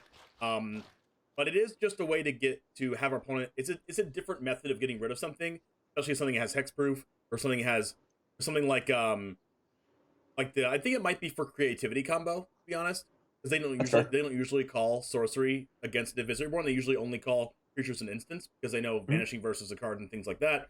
So Ingress Rampage is probably in there to have the opponent sacrifice the angel with the sorcery. Pretty curious about this main deck Fracture in Ollie's deck. You know, not a ton of targets for it, but you know, in this matchup particularly, it can kill the Bomat Courier, but that's really it. Might be a nod to kill like a Teferi Hero of Dominaria or Narset. That's fair. I guess it also kills Chandra too if Chandra comes in, which is reasonable. So, all right, that's a pretty good hand. These are all cards we talked about being very important for the matchup. Wow, yeah, this is just. I wouldn't say this is the dream, but this is definitely where we want to be. One thing I don't like about Deserted Beach and different lands like that came out in the new set with the Nibbizer Reborn deck is, they're really good on turns 3 and beyond, but usually a Triumph into that land also comes in tap, which is why I personally prefer check lands still in this deck. Yeah, definitely an interesting choice for sure. Turn 1 Walla is not an exciting start for KverTech here, and a pump also. Ooh, this is not a good start at all. You don't often want to cast Walla, and casting 2 Wallas, if that's all you can muster in the first turn or two, it's pretty gross. You usually want to go like Faithless Looting into discard 2 Wallas and to cast them on turn 1. Yeah, you know, or cast Bomat Courier, or cast Dragon Rage Channeler, or cast other Channeler. I don't think that, you know, just playing Walla fairly and attacking for 3 each turn is gonna be good enough here. So this game is not looking so good for KverTech. And there is a 5/5. Well then. Brick wall. Oh, I love it. Let's go. All right. This is not going to be a good exchange. Oh, that doesn't look like an unholy heat. Oh, there we go. Chandra minus. We do have the Vanishing Verse can come down and get rid of that Chandra. Yeah, it's interesting because I'm not even sure how good Chandra is in a matchup like this, where there's just so many ways to kill it. You know, Vanishing Verses and the Fracture and so on and so forth. Making sure Auto Tapper doesn't, put a wrench in all Eldrazi's plans here. Yeah, this is looking terrible for our hero. I mean, it's not our hero. It's literally my hero. We went over this. It's our hero. No, it's your hero. It's your hero against my hero. It's me and all the viewers in chat's hero because they're all Listen. They're all on my side. I highly doubt that. Highly. All of them. No. Every single one of them. Nope. And I got news for you. You're in chat too, so you're also on my side. Whoa! You're also in chat. Yeah, I know. Then I'm there. I'm part of the we. Oh. Yeah, I don't see a way out for KverTech here, honestly. Like, I mean, some sort of sequence of like, you know, good Pyromancer draws or something. But the 5/5 combos are really hard to kill. I think this hand was just so bad that like, the KverTech isn't close to Delirium, isn't close to having any cards in the graveyard. There's just no part of the engine is functioning at all this entire game. And like all the cards right now are just being played for what they are. Fiery Temper is Dimensional Lightning Bolt. Unholy Heat is Shock. Basking Root Walla or Blazing Root Walla is just Blazing Root Walla. No synergy. Yeah. No synergy has happened in this game at all, which is just a disaster. But still chugging along here. All right, that's not the worst. Okay. So we'll see a burst take out this Walla almost assuredly. We'll see a Triome cycle, and I guess Ollie does need to draw something. I get Orcus is probably best draw. Or Nib, is it? Yeah, that could be good too. Yeah, I mean, you're probably correct that Orcus is a better draw than Nib as it is, but I can't imagine you ever being unhappy with Nib as it being the draw here. Nope, never unhappy with that. Nope. Yeah. So Ollie goes to 10. Now, the good news is that, oh my god, Helix too, that Chris can draw a lot of cards of his Couriers next turn. Oh my god. Is that good? Is that good, Chad? If so, please explain. That is pretty good. All right, well, let's just see. I don't know, like 5 Fire Tempers, something like that. I don't even know what to tell you. Something. Channeler's not it.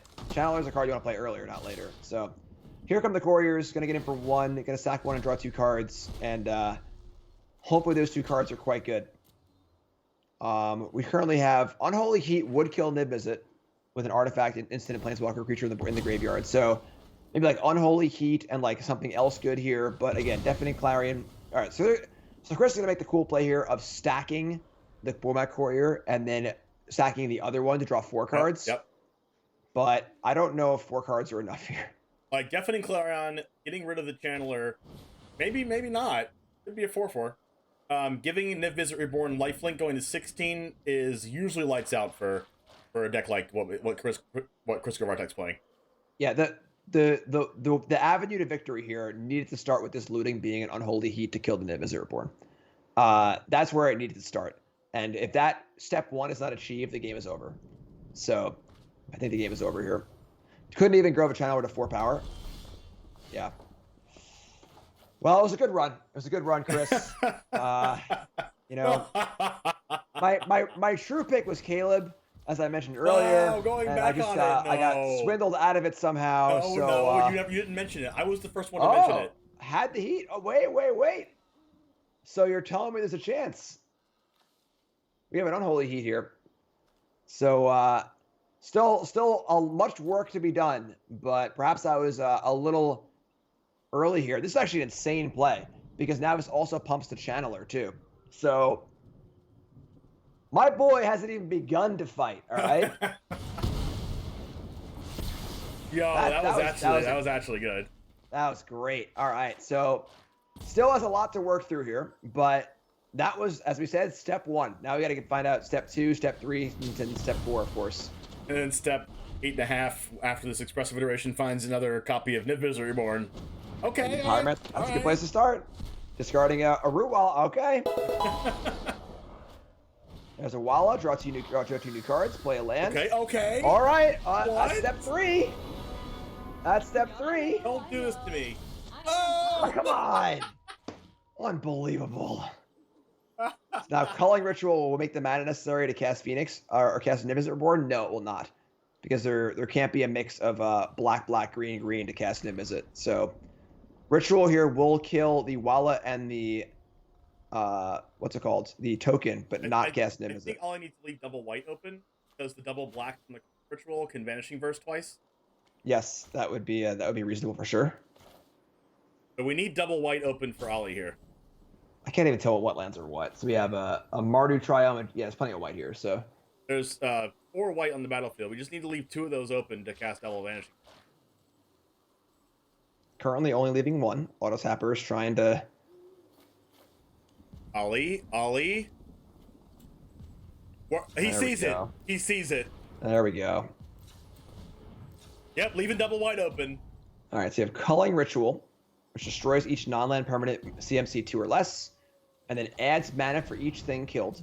This will kill the Walla. This will kill the token. Make 2 mana. I always knew that Ollie was on my side. It's not over yet. I guess the Niv Mizzet Reborn in hand can't be stopped, but yeah. Chandra, take it easy. I don't want to hear you saying we're done here, all right? We're done here. I'm calling it. We're done. All right. Pyromancer up the top. We're done. Seed. Pause champ.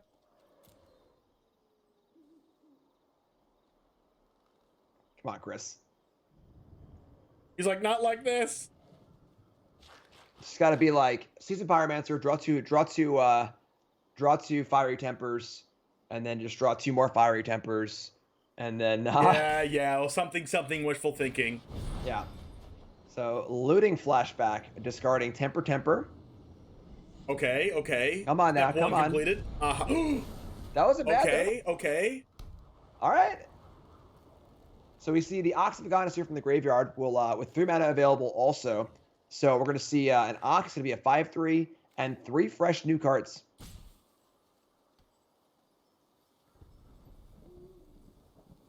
You bet. Vartek better not win this. I will have a very everlasting grudge against this one game. It's going to be a hell of a game if Chris wins this game. I mean, using 2 mana to draw 3 cards right here was like probably the best thing you can ask for off that looting, right? Oh, absolutely, yeah. So I fire up the Ox. And it's the best thing you can ask for, not necessarily me. I imagine Delirium. Oh, okay. What? Okay, no life gain. Oh, wait. Wait, no, it doesn't work. Are we gonna lose? So Orcus can return the Kavu, but ooh, not casting Nimbus is pretty interesting here. I mean, I still don't know if I can see anything but playing Nimbus. We can like Orcus for 2, bring back the Kavu attack, but like 20 is a lot of life. There's a Remnant Ruins in play. There's an Ox of Agonis. There's 2 cards in hand, taking a life every turn. Oh no, Jim. Oh no. Let's go, Chris. No. No bias here. No, I'm not biased either. No way. I promise. There's no way we could be biased. You just like iteration here? I think playing iteration is extremely like it's just too risky. Just cash. You have 2 big plays here. You got to guarantee a big play. If you play iteration and it misses, you're just not doing anything. You know. So we're gonna see Orcus, Kavu. All right. Are we attacking? No, I can't imagine there's an attack here. Yeah, because if there's an attack here, that opens up the ability to just kill Orcus, get him for 5, and now the damage race is over, I think. Stop drawing Chandra's, Chris. All right, there's Chandra. You want to play with fire, huh? Chandra is going to kill Orcus, and then probably just send the Ox in. Stop, drop, and roll. Now there has to be a trade here. Is there a trade, though? With Remnant Ruins and Rolling Vortex in play, I think so. That's a lot of damage. I would be extremely surprised here if Ollie does not block. Also with Nimbus Reborn in hand too, you know, it's not like there's not gas coming. So is there enough to like reanimate the Ox again? I don't think so. Ardcast Phoenix, say go. But now Chandra and Vortex are both chipping away. All right, so here's what's gonna happen here. Nimbus Reborn's gonna come down. Ollie's miraculously not gonna die. And then Deafening Clarion is gonna happen. Gaining life. Chris is going to use Rolling Vortex to have Ollie not gain life. The Chandra's gonna die, and we're gonna be in an open board with like 4 life remaining with 2 Remnant Ruins. And then we're gonna try to gain life again. It's a big spot. Bomac Courier might not be it. So deal 2 damage. The Rolling Vortex is actually insane here because there's a lot of ways for Ollie to gain life, and it's just never gonna happen. Right. And actually, then with 2 ruins available too. Actually, Deafening Clarion can force the Rolling Vortex, and then Lightning Helix can happen to gain 3 life. I used to activate Vortex again. If there's 2 mana available. I mean, yeah Chris has 9 mana. 10 mana.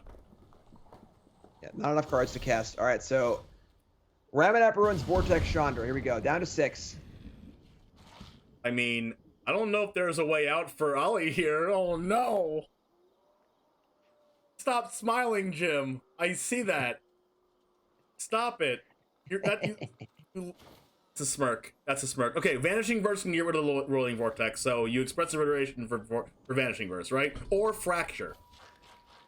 Yeah, I would say that with the cards currently available, the win is not there, so iteration must be cast.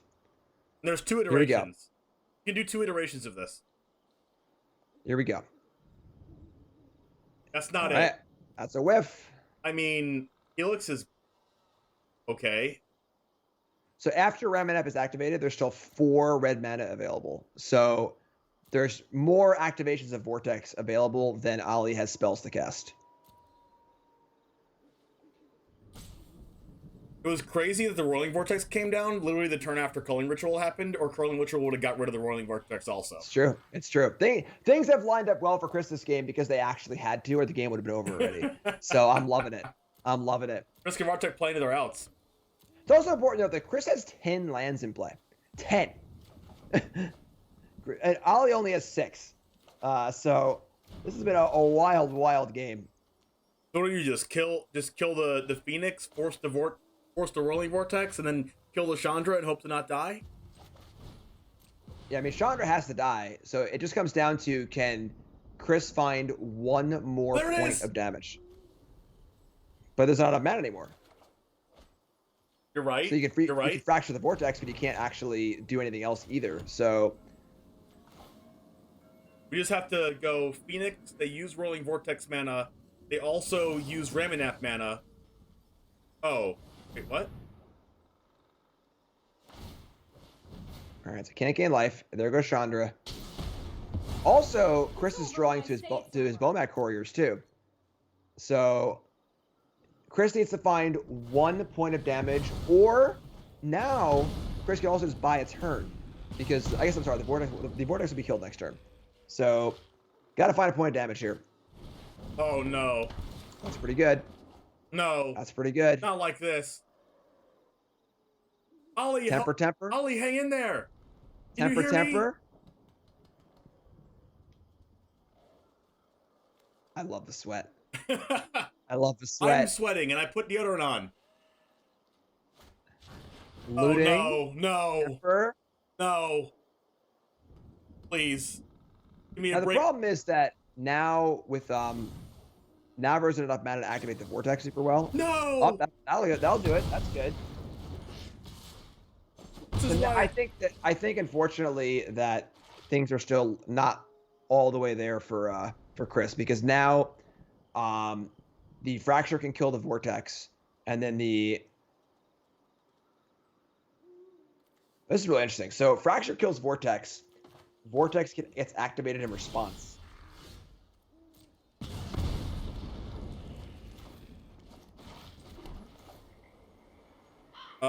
wait. I don't see what happened here. Wait, what? No. Wait, what? Crap. Well, the thing is that, so yeah, the game's over, because now Fracture kills Vortex. Chris activates in response. Ollie has to wait till Chris's turn to play the Lightning Helix, in which case the Ruins just kills him. So now we're in a game of chicken where neither player can act, but as soon as one person blinks, the Ruins wins the game. This is insane. This is absolutely insane. I thought, well, I guess it didn't matter what order it was, right? We were just always going to be in the spot. Right, exactly. So now we're in this game state of Bomat Courier wins the game. At any point, Ollie is dead to Ramanap Ruins, and Ollie can never cast the Helix. Now, Ollie can untap and play Tolsimer, threaten the game's life, and then Double temper. Woo! No! Not cool. Love it. Oh, just Love what it. you thought. What a freaking game. Yo, Let's that go, game was Chris good. Kavartek. That game was good. God. We've had some good games today. Wow. What a game. Fantastic. Oh, man, you love to see it. All right, you got a game 3, folks. That Rolling Vortex coming in right after Culling Ritual that would have killed it is insane. Yeah. Woo. Oh, boy. I'm thinking of the intro to the Lord of the Rings, like the Fellowship of the Ring. Yeah. When Galadriel's like telling the story in the beginning, and just at that moment, when all hope had faded, Chris Kavartek drew the Roiling Vortex. and the times were changed forever. By the Thus way, began the fourth age of this world. Who in chat thought that was game 3? That's great. Yeah, I hate when the game like that is like the game 2 or game 1, and now game 3 is gonna be like just a totally lopsided 2-second game. But oh man, whew, whew, Wow. boy, See, this is why you follow the stream. Okay, so you can see more stream leagues like this. this is great. Also follow Jim Davis. Do it right now. Whew. All right, so we see a pretty good hand for Ollie, but not amazing. Clarion's obviously great and all. Cavo's pretty good too. Can't play it on curve. Like you were saying, the deserted beach here is looking pretty awkward. Oh, never mind, you Blood Crypts. Do you want a shock here with like a billion fiery tempers in the deck and like whirling vortex and stuff like we saw last time? And Chandra's? I think so, yeah. I think turn 2 Cavu, turn 3 Clarion lifelink seems pretty hard to beat. Okay. All right. Going for the life plan. Yeah, I mean, deserted beach coming in untapped on turn 3. Playing a 4 for Cavu there seems pretty good to me. I'm a little surprised here. I'm not gonna lie. All right, no, always playing the slow and steady wins the race plan. Okay, now Yep. it's a typical tortoise and the hare, you know. Progressive Vortex, the obvious hare. Okay, trying to win the game as fast as possible. Ali Eldrazi give him some slack here. He's just trudging down. Eventually, Kavartek's going to run out of steam, and Ali Eldrazi's going to claim victory. So now is the interesting part of, does Ollie have to cast Clarion here? These couriers are going to draw some cards. All right, going to go for the Cavu. Now, not only does Courier get to draw cards, but also gets to cast every single card basically for free from the hand also. That is true. And we saw this already in one of the matches. it's also very possible that the courier sacrifice will enable Delirium to kill the Cavu with an Unholy Heat as well. So we'll see. We'll see. This is a huge turn. This is a very, very important turn.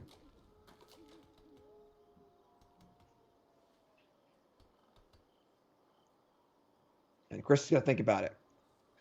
You know, a 2-mana 5/5 is pretty good. It's pretty good. I've heard it's okay. 2-mana 5/5 that also draws cards, that also exiles cards from the graveyard. You know what more? I mean, I feel like the card could get ruled better. It could say Questing Beast on it or something. Yeah, just give it haste, vigilance, this, that, trample, flying, shadow, flanking, banding. Flanking, phasing. Yeah. All right, so couriers. The big question here is: are the couriers coming in or are they not? Well, that last game is the reason why Kavartek has been in the MPL. Yeah, that was an unbelievable game. Unbelievable game. All right, and here's Pyromancer, and this is gonna go really, really poorly for our hero. And I was hoping to see 2 Root Wallas. Yes. Let's go, unbiased Ollie. Yeah, right? that's Exiles Ox of the Goddess from the graveyard on top of it. it does do a lot of things. All right, Ugh. yep, this is not looking too good for Chris here. We saw the crazy comeback last game, but I don't know if there's a way to come back from this one. But that's what you said last game. I did say that last game, but now that there's a Niv Mizzet happening, even Drew already had the untapped Painless Land, but yeah, get it for 5 here, exile in the graveyard. The problem is that now Chris is under a major clock too, so there's no time to kind of string things together. There is lethal damage in play off Niv Mizzet Reborn here, and I'm not really seeing the. Oh my god. This is why I love Niv Mizzet Reborn. You cast the card and you win the game. Unlike last game. All right, you know what? It was worth it. That game 2 was worth it. I'll take it. If you told me I could win in 2 boring games, or I could lose, but we have that game 2, I'll take the game 2. All right. Way to look at the bright side. That's what you like to see. You like to see positivity. Chat's a hair behind, and they just asked, "What's step 1 this game, Jim?" It's the step off the edge into the concede button, I guess. Oh boy. Well, let's go into. Let me see if Elliot Dragon is playing right now. Elliot Dragon is not playing, so let's go ahead and catch. Let's go ahead and catch a different one here. Caleb's not playing anymore either. Okay. We got Rinse. We got Rent's playing. Perfect. We got Enchantress playing right now against Elliot Dragon. We're watching from the Enchantress side. Let's go ahead and catch that match in round 1 of the top 8.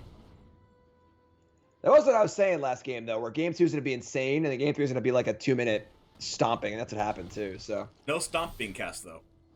it's true. It is true. All right, so we have Sanctum Weaver here. We drew our 4th land. You were saying post-board in this matchup, Archon of Sun's Grace is going to be a problem, especially with Baffling End right after Archon of Sun's Grace hits the battlefield. Is going to be very, very tough for the mono black deck to get across. Yeah, very few ways to kill this Archon for the mono black deck. I think it might be that one Murderous Rider, and that is it. So, Murderous Rider's been a hero once today. We'll see if it can come in again. All right, Murderous Rider, come on, be our hero. Nope. Yeah. Oh boy, this is about to get disgusting. This is about to go over the edge, folks. Oh no. So I was about to say there was no engine piece in place at least, and now there's everything. Play Sithis, draw a card, gain a life. Play land, play Baffling and draw a card, gain a life. Have mana to cast everything else. Multiple Pegasi, Lifelinkers attacking. Well, oh boy. Do we have that sorcery to kill the Archon of Sun's Grace in the deck? Oh, you're correct. I'm sorry, you're correct. There are 4 Dark Salvations in the deck too. You are correct. So there is that avenue to kill it. I'm not sure if those are sideboarded out or not. We'll see. Again, there's only 2 Archons on the board. So, all right, we see Crypt Breaker. We see a card draw here. It looks pretty desperate. I do like the fact that mono black deck has the ability through Castle Lockdwayne, Undead Augur, Crypt Breaker, draw a lot of cards. Oh yeah, it's great. It's really, really cool. And we see Rinse bricking here a little bit. So we got the engine online, but haven't found any real ways to keep going. 7 the question, damage, of course, lifelink. Exactly. The question is like, does Rint need to keep going, or is what's already in play enough? And it looks like it might be enough. I think Rint can draw lands for the next 3 turns and be fine. Yeah, yeah. We have been wrong before, though. Okay? Multiple times today. I mean, this game's over. Things could definitely happen. Look, we were right. There you go. All right. Oh, hello. Well, hello. Okay. All right. Now, going into game 3 with Elliott Dragon winning game 1, what are we looking forward to? I guess we just click submit, right? Like everything in this Enchantress deck we want. We want the Baffling Ends. We want the Wrath of Gods. Yeah, we just click submit. Yeah, it's interesting the Elspeth Conqueror's Deaths didn't come in. And I feel like that's the kind of card that is wanted here. It's a removal spell. It's a good grindy card. It can help recur the creatures that have died for sure. And there are larger things in a zombie deck. I mean, Digraph Colossus, Liliana's Mastery, Lord of the Undead. There are targets for it for sure. Not a ton, but there are targets, Might have been an issue of just like there aren't things to remove. But we got an exciting game 3 here. Also, especially on the draw. I mean, I could see not putting the 5-mana Saga on the draw into the deck, but on the play, maybe I'd put it in. I can see that, yes. All right, so we're still waiting on LA Dragon to sideboard. I'm glad we're going into a game 3 here, just so we can see a full game happen here, and we'll see who takes it. Gonna lock up one more spot in our top 4. Yep. The winner of this match will also get a winner's interview in the winner's interview channel, which is so we will get to hear from Rint, or Elliott Dragon here as the winner of this. The old 6-land Wrath of God hand, not good enough here. But Mulligan's are a pretty good one here. Now, this is what I was saying, though, where the importance of Thoughtseize. One Thoughtseize tears this hand to pieces. Because once that presence is gone, the hand has got nothing. Yeah. So, huge next 2 turns for Elliott if Elliott can find the Thoughtseize in our wood. So, Elliott deciding it's Scattered Groves is going to be better cycled than cast. Or played, I mean. Rint, not Elliott. Oh, Rint, I'm sorry, my bad. I know what you mean, though. I think the Scattered Groves, maybe since the Willful Haven's already in hand, that Rint is fairly certain that 4 mana will be enough for the game. That the Scattered Groves will probably just be cycled. Yeah, I think that this is a concession to Thoughtseize. I think this is saying that if I get Thoughtseized here, I need a plan B, and cycle Scattered Groves, go find another engine piece is probably it. And this pause here makes me think that Elliott has the Thoughtseize and deciding if you want to deploy it now, deploy it later. There you go. Or like, I have a 2-drop creature and Thoughtseize. What do I play? Exactly. All right, it takes presence. And like I said, now Rint's hand's a whole lot worse. Sanctum Weaver is like a little bit better. That's definitely a piece of the puzzle. You want Sanctum Weaver if you're the Enchantress deck, but also there's no real ways to draw cards here either. Exactly. Yeah. I mean, Weaver's fine and all. It makes the Scatter Growths a little more palatable too, because it's just like more mana to cycle things. But interesting choice here. So Rent's gonna play the Destiny Spinner, which is probably the lowest impact of the three. Just being a blocker for an attacker that isn't really even there yet. So interesting choice here from Rent. And wow, no. I think Rent was thinking, I want a beta removal spell now, and I don't want Sanctum Weaver to die. Yeah, I mean, the thing is that there just aren't that many removal spells in the mono black deck anyway, and the mono black deck is so focused on trying to build the board and so on and so forth, you know. So, and the upside of playing Weaver is great too. So we'll see here. Looks like Rent's also going to be just cycling Scatter Groves. It's happy to just chill here on this 2-3. Play a little defense.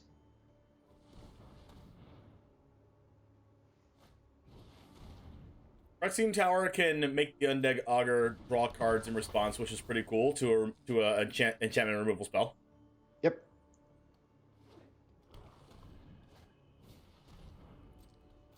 Shambling Gas, one of the new Adventures in the Forgotten Realms cards, making its way into Historic here, which is pretty cool to see. Yep, also very good with the Phyrexian Tower. Yeah, it makes 3 mana from this Phyrexian Tower. So 1 card left, but card draw engines abound. Obviously, Cryptbreaker and Undead Augur both very good at drawing cards. Yep, attacking with the 2/2, which is pretty cool. If Destiny Spinner does decide to block, Shambling Gas will kill it. And do so at drawing cards, too. We'll see Cryptbreaker draw a card. Oh. We'll see a card drawn off Undead Augur. So a lot of cards coming here. The zombie deck is very good at drawing cards, which is great. Also, I like the 2/2 attack because if Destiny Spinner blocks, the 2/2 also doesn't die. The Shambling Gas gives -1/-1. Yep. We have another card in hand we want to play. Does that seem like another Thoughtseize or something?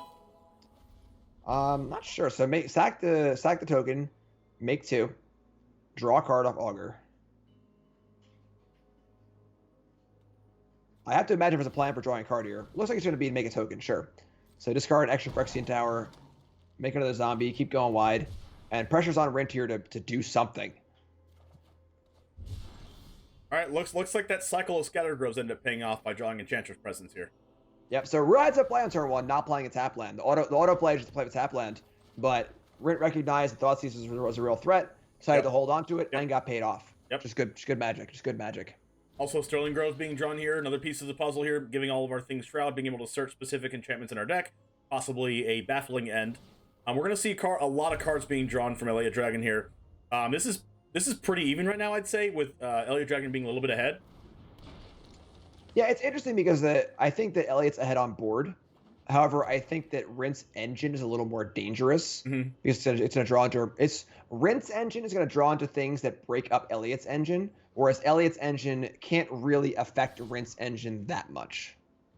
If at all, especially with Mono Black not being able to deal with enchantments. Right, you know, Sanctum Weaver can be killed, Spinner can be killed, but the presence is there and it's not going anywhere.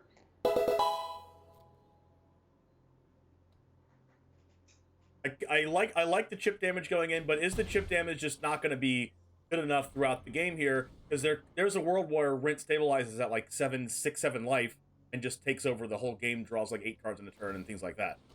That's the fear for sure. I would say that there's more pressure on Elliot to end the game than there is on Rent. Yeah.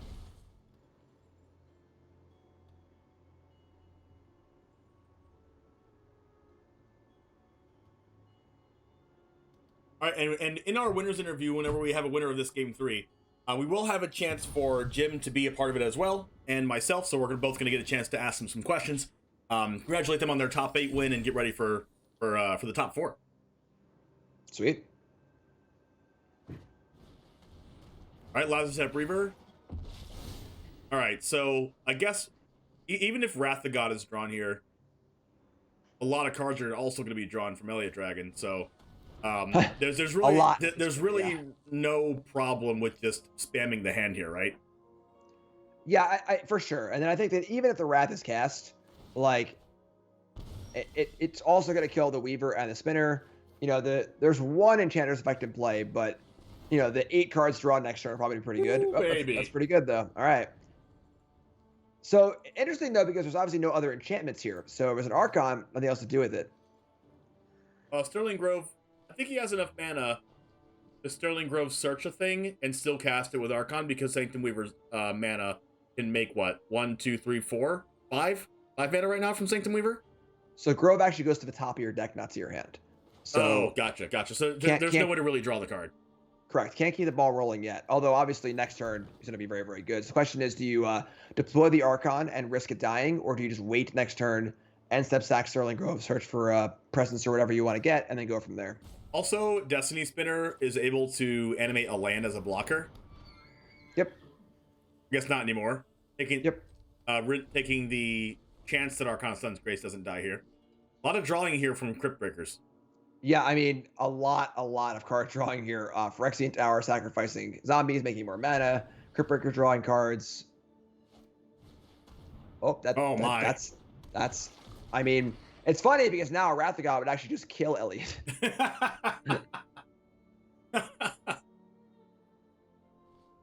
So new target acquired. I guess you could sacrifice an Undead Augur in response.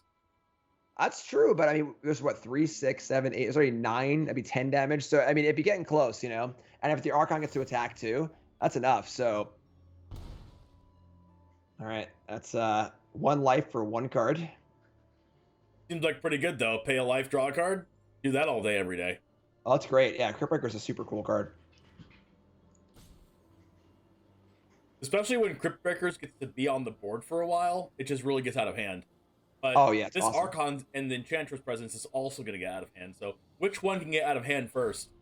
Yeah, this is the key turn, I think. If Elliot doesn't make some serious headway this turn, I think it all falls apart for them. Unless Rent... Wait, Rent's just going to upkeep Sterling Grove, right? Actually, exactly. Doesn't have to anymore, because Sanctum Weaver can tap for mana. All right. Right, so yeah, I mean, there's the best possible enchantment is the draw step for the next turn. Well, keeps drawing creatures. All right. I mean, again, problem here, drawing all these cards is great and all, but something else has to happen. Yeah. You can't just draw cards and take life for that forever. Yeah. Okay. A Lord acquired. Okay. Still can't attack, though. So this actually puts a little bit of pressure on Rent to, like, make a bunch of Pegasi? Yeah, I mean... Next turn, you know, we're seeing Pegasus and cards drawn. The card to get off of the or nothing. Wow, I'm very surprised not to the name, but we drew the best possible card anyways, or one of the best possible cards. So here's 2 cards, one off presence. I'm still very surprised. Yeah, so Sterling Grove could have been used, and then the Sithis played, and then drawing the card you top deck.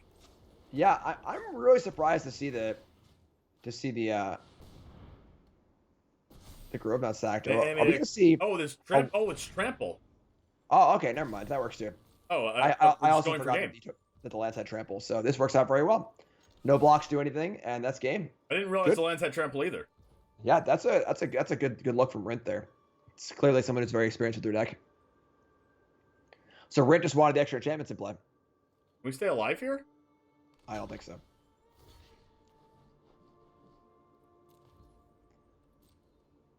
Wait. And every zombie that dies also deals 2 damage. So this game is over. Wow, we're gonna get a winner's interview from Rent. Congratulations to Rent.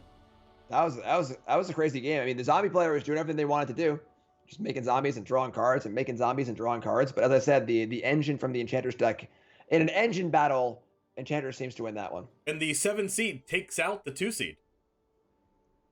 Awesome. All right, so we're going to get Rent into a winner's interview here. So let's go ahead and set that up right now.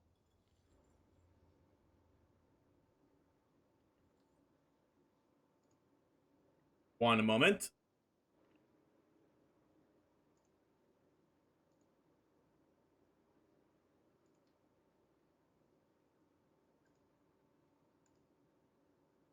Rent, can you hear me? Looks like Rent is muted and deafened in Discord. We need Rent to get into the winner's interview so we can get a winner's interview from Rent and ask him about what he's excited about his deck, about some of his matches in Swiss, and also what he's looking forward to in top 4. Maybe a matchup that he doesn't want to play against the top 4 also. I'm super excited to see, actually, I'm excited, but I'm not excited. I'm excited because this is a good deck to showcase in top 4. I'm not excited because I don't want to play against this deck on ladder. Yeah, I mean, I think the thing is, without a card like Solitary Confinement, it's never going to be like super obnoxious. You know, the problem is in Modern, your opponent just plays Confinement on turn 3 or 4, and you're like, all right, well, I can't remove that, so I just lose. I guess it's a fun game, you know? So without a card like that, it doesn't feel nearly as bad. It's just kind of like a cool engine deck. I don't think it's that bad. I think it's a pretty cool deck. All right, I can't hear. I see James. I see James in the thing. I just can't hear him now. MO. People think about the games in Legacy and in Modern with like Yo, Confinement, James, you can't hear me? effects and all this stuff, but like none of those cards are really available in Historic. All right, let's go ahead and listen to Rent. Can you share your camera, Rent? We can see you on stream. Just give me a second. All right, there we go. All right, there we go. Let's go ahead and ask Rent some hard questions. All right, go ahead, guys. Rent, I'm ready. First off, I do want to ask you. I do want to say, first off, congratulations for winning in top 8. You have now graduated to top 4. How does it feel? Yeah, thank you. I mean, it's great. It's a long way to get your time, guys. I gotta say, it's worth quite a bit, guys. So thank you for having me. All right. How is your? I do want to ask you about your Swiss. How were your matches in Swiss? I mean, hats off to Caleb, though. Man, he tilted me off into another planet and got the W after coming back after the first game loss.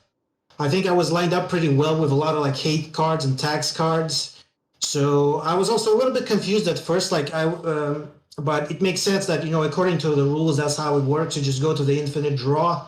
And Arena actually supports these rules as well because Arena client also shuts off, right? Like the clock does not expire, the game goes to a draw. So it kind of replicates that. So I'm happy to see that it actually the indication of the correct rule set. So then I just made, you know, a couple of big mistakes. I can't really complain that it's some kind of like a wacky combo and I just lost it. No, not at all. There was great disruption pieces. I made a couple of critical mistakes. Game 2, I definitely punted pretty hard with that the talisman when I got the rest in peace. The talisman went back and the rest in peace got removed. So it's kind of funny, but yeah, I kind of ran out of gas. And the game 3 was actually pretty awesome on Caleb's part because I was obviously on the play and I had the curse. I had a curse and Cephas, which is my engine I want to really establish, and that's how I mostly win. But I did not respect his thinking that the hand disruption part he had Thoughtseize. It was actually aimed at the curse. It was not aimed at my engine at all, which was pretty sick kind of sequence. So I should have just slammed the curse on turn 1. It would have got me an extra draw. Instead, I kind of chose to keep Cephas, hope to bait the Thoughtseize with Cephas, and it actually ended up being the opposite. So actually, pretty sick matches there. Got a little bit, squeezed in there with all the breakers. I had a pretty tough match against Chris Kavardek, also my last match, but pretty hard on the draw against some of these games, some of these matches sometimes, aggro decks matchups. I'll let you have a crack at him, Jim. What would you like to ask? I don't know. That just seems super sweet, honestly. Like it's cool seeing. How has the new curse been for you? The new 1-mana curse. Hey, thanks, Jim. I love your stuff. Listen, it was pretty funny. With all this stuff going on, the new set, you have to play limited. I burned through all my wild cards, and literally the morning before the tournament, I was like, okay, we need to get some limited in there ASAP because I need to craft these curses, So my biggest thing was basically the control matchups. The control matchups are very hard. That's how I got eliminated in the SCG. I lost to Dimir, Azorius. So I really need to fix that matchup. That's why I have a very high count of Calyx, because Narset is a free win for these decks.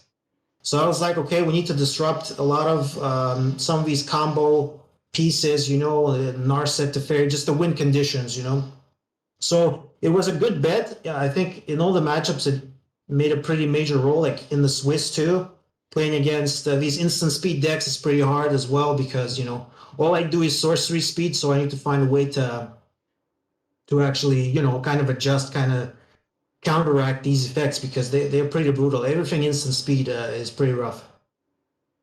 All right. Well, thank you very much about for playing in this tournament. Of course, I do want to ask you one last question about your last match against Elliot Dragon. What were kind of your thought process of playing against that mono black zombies deck? Well, I realized that the deck kind of does a lot of things. Like it has a lot of staying power as well as also some aggression. So I kind of got a little lucky. Like game one, Elliot went actually mulligan to 5 and just beat me up with champion of the Perished. So in the following matchups, I kind of dodged that part already with Crook Breaker on turn 1 and stuff. So I was like, okay, I mean, the game plan is kind of the same. Just try to survive. I think like I boarded in the rafts. I think I still grind better. Like if Enchantress's engine is that well established, nothing can really compete with that. So it ended up being kind of more of the same traditional aggro play. Just try to survive, stick an engine, and like keep your life total high. And yeah, that's what I managed to do ultimately. And got the combo finish off with Destiny Spinner because Elliot got in the tricky spot there in game 3, like losing a lot of life. So I turned the corner and actually became the beatdown at the end. Right, that was one of the things I didn't notice. That yeah, go ahead. Yeah, that was really cool because I was like, oh, I'm really surprised we didn't see the Sterling Grove get sacrificed to end step. Don't you want to guarantee an enchantment? And you're just like, oh, you're just dead. I'm like, yeah. I guess Destiny Spinner does do that. That is really cool. And then also recognizing that like any block Elliot had was terrible because every lost zombie lost 2 life too. So yeah, exactly. It was like -2 life on each creature dying. That was definitely too much. And yeah, like it's always a good idea to not be very aggressive with the Sterling Grove because it's more mana for the Sanctum Weaver, like the bigger power and toughness on the land as well. So that was kind of important. For sure. All right. Well, thank you very much for hanging out here in top 8 and explaining your thought process with us. And congratulations for your top 8 finish. And we will see you in top 4. All right, guys. Thank you so much. Take care. All right. Take care. Good luck.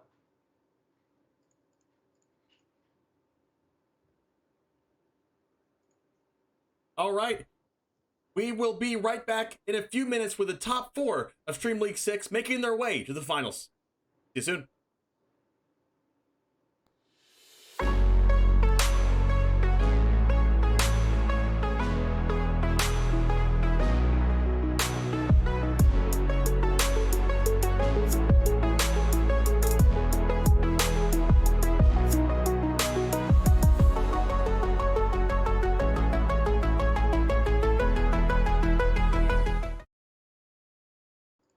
All right, you used to waiting a minute?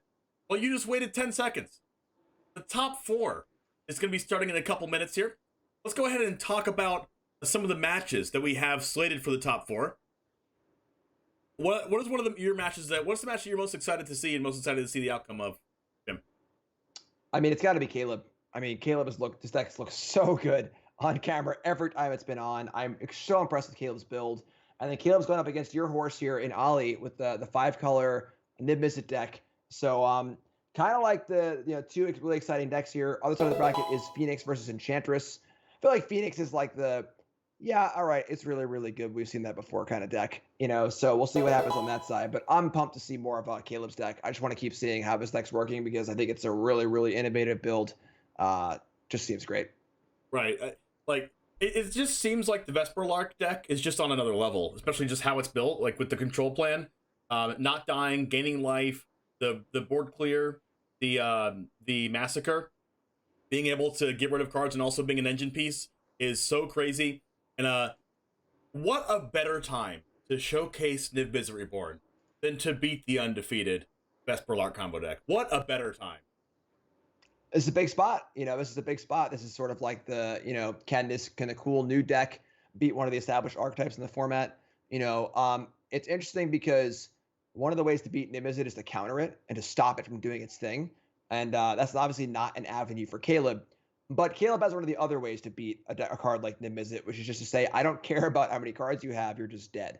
So tapping out for Niv Mizzet is going to be a riskier because if Ollie taps out, could very easily just die on the spot. So this is going to be a really cool matchup. Right, and Ollie's gonna have to board in some Dovin's vetoes maybe for Davriel's Withering. Like, there's some weird things that might have to go on for Elliot, not for Elliot, for Ali Eldrazi to try to like sneak in a kill on a Vesperlark or counter a Davriel's Withering, or maybe a copy of some artifact destruction, maybe a Vanishing Verse gets rid of the Wishclaw Talisman. Like, there's some things that'll probably have to go on here. It's like a really cool song and dance for like a deck that's kind of trying to be the control deck with a little bit of tint of 5/5 for 2 mana, right? In order to beat the Vesperlark deck.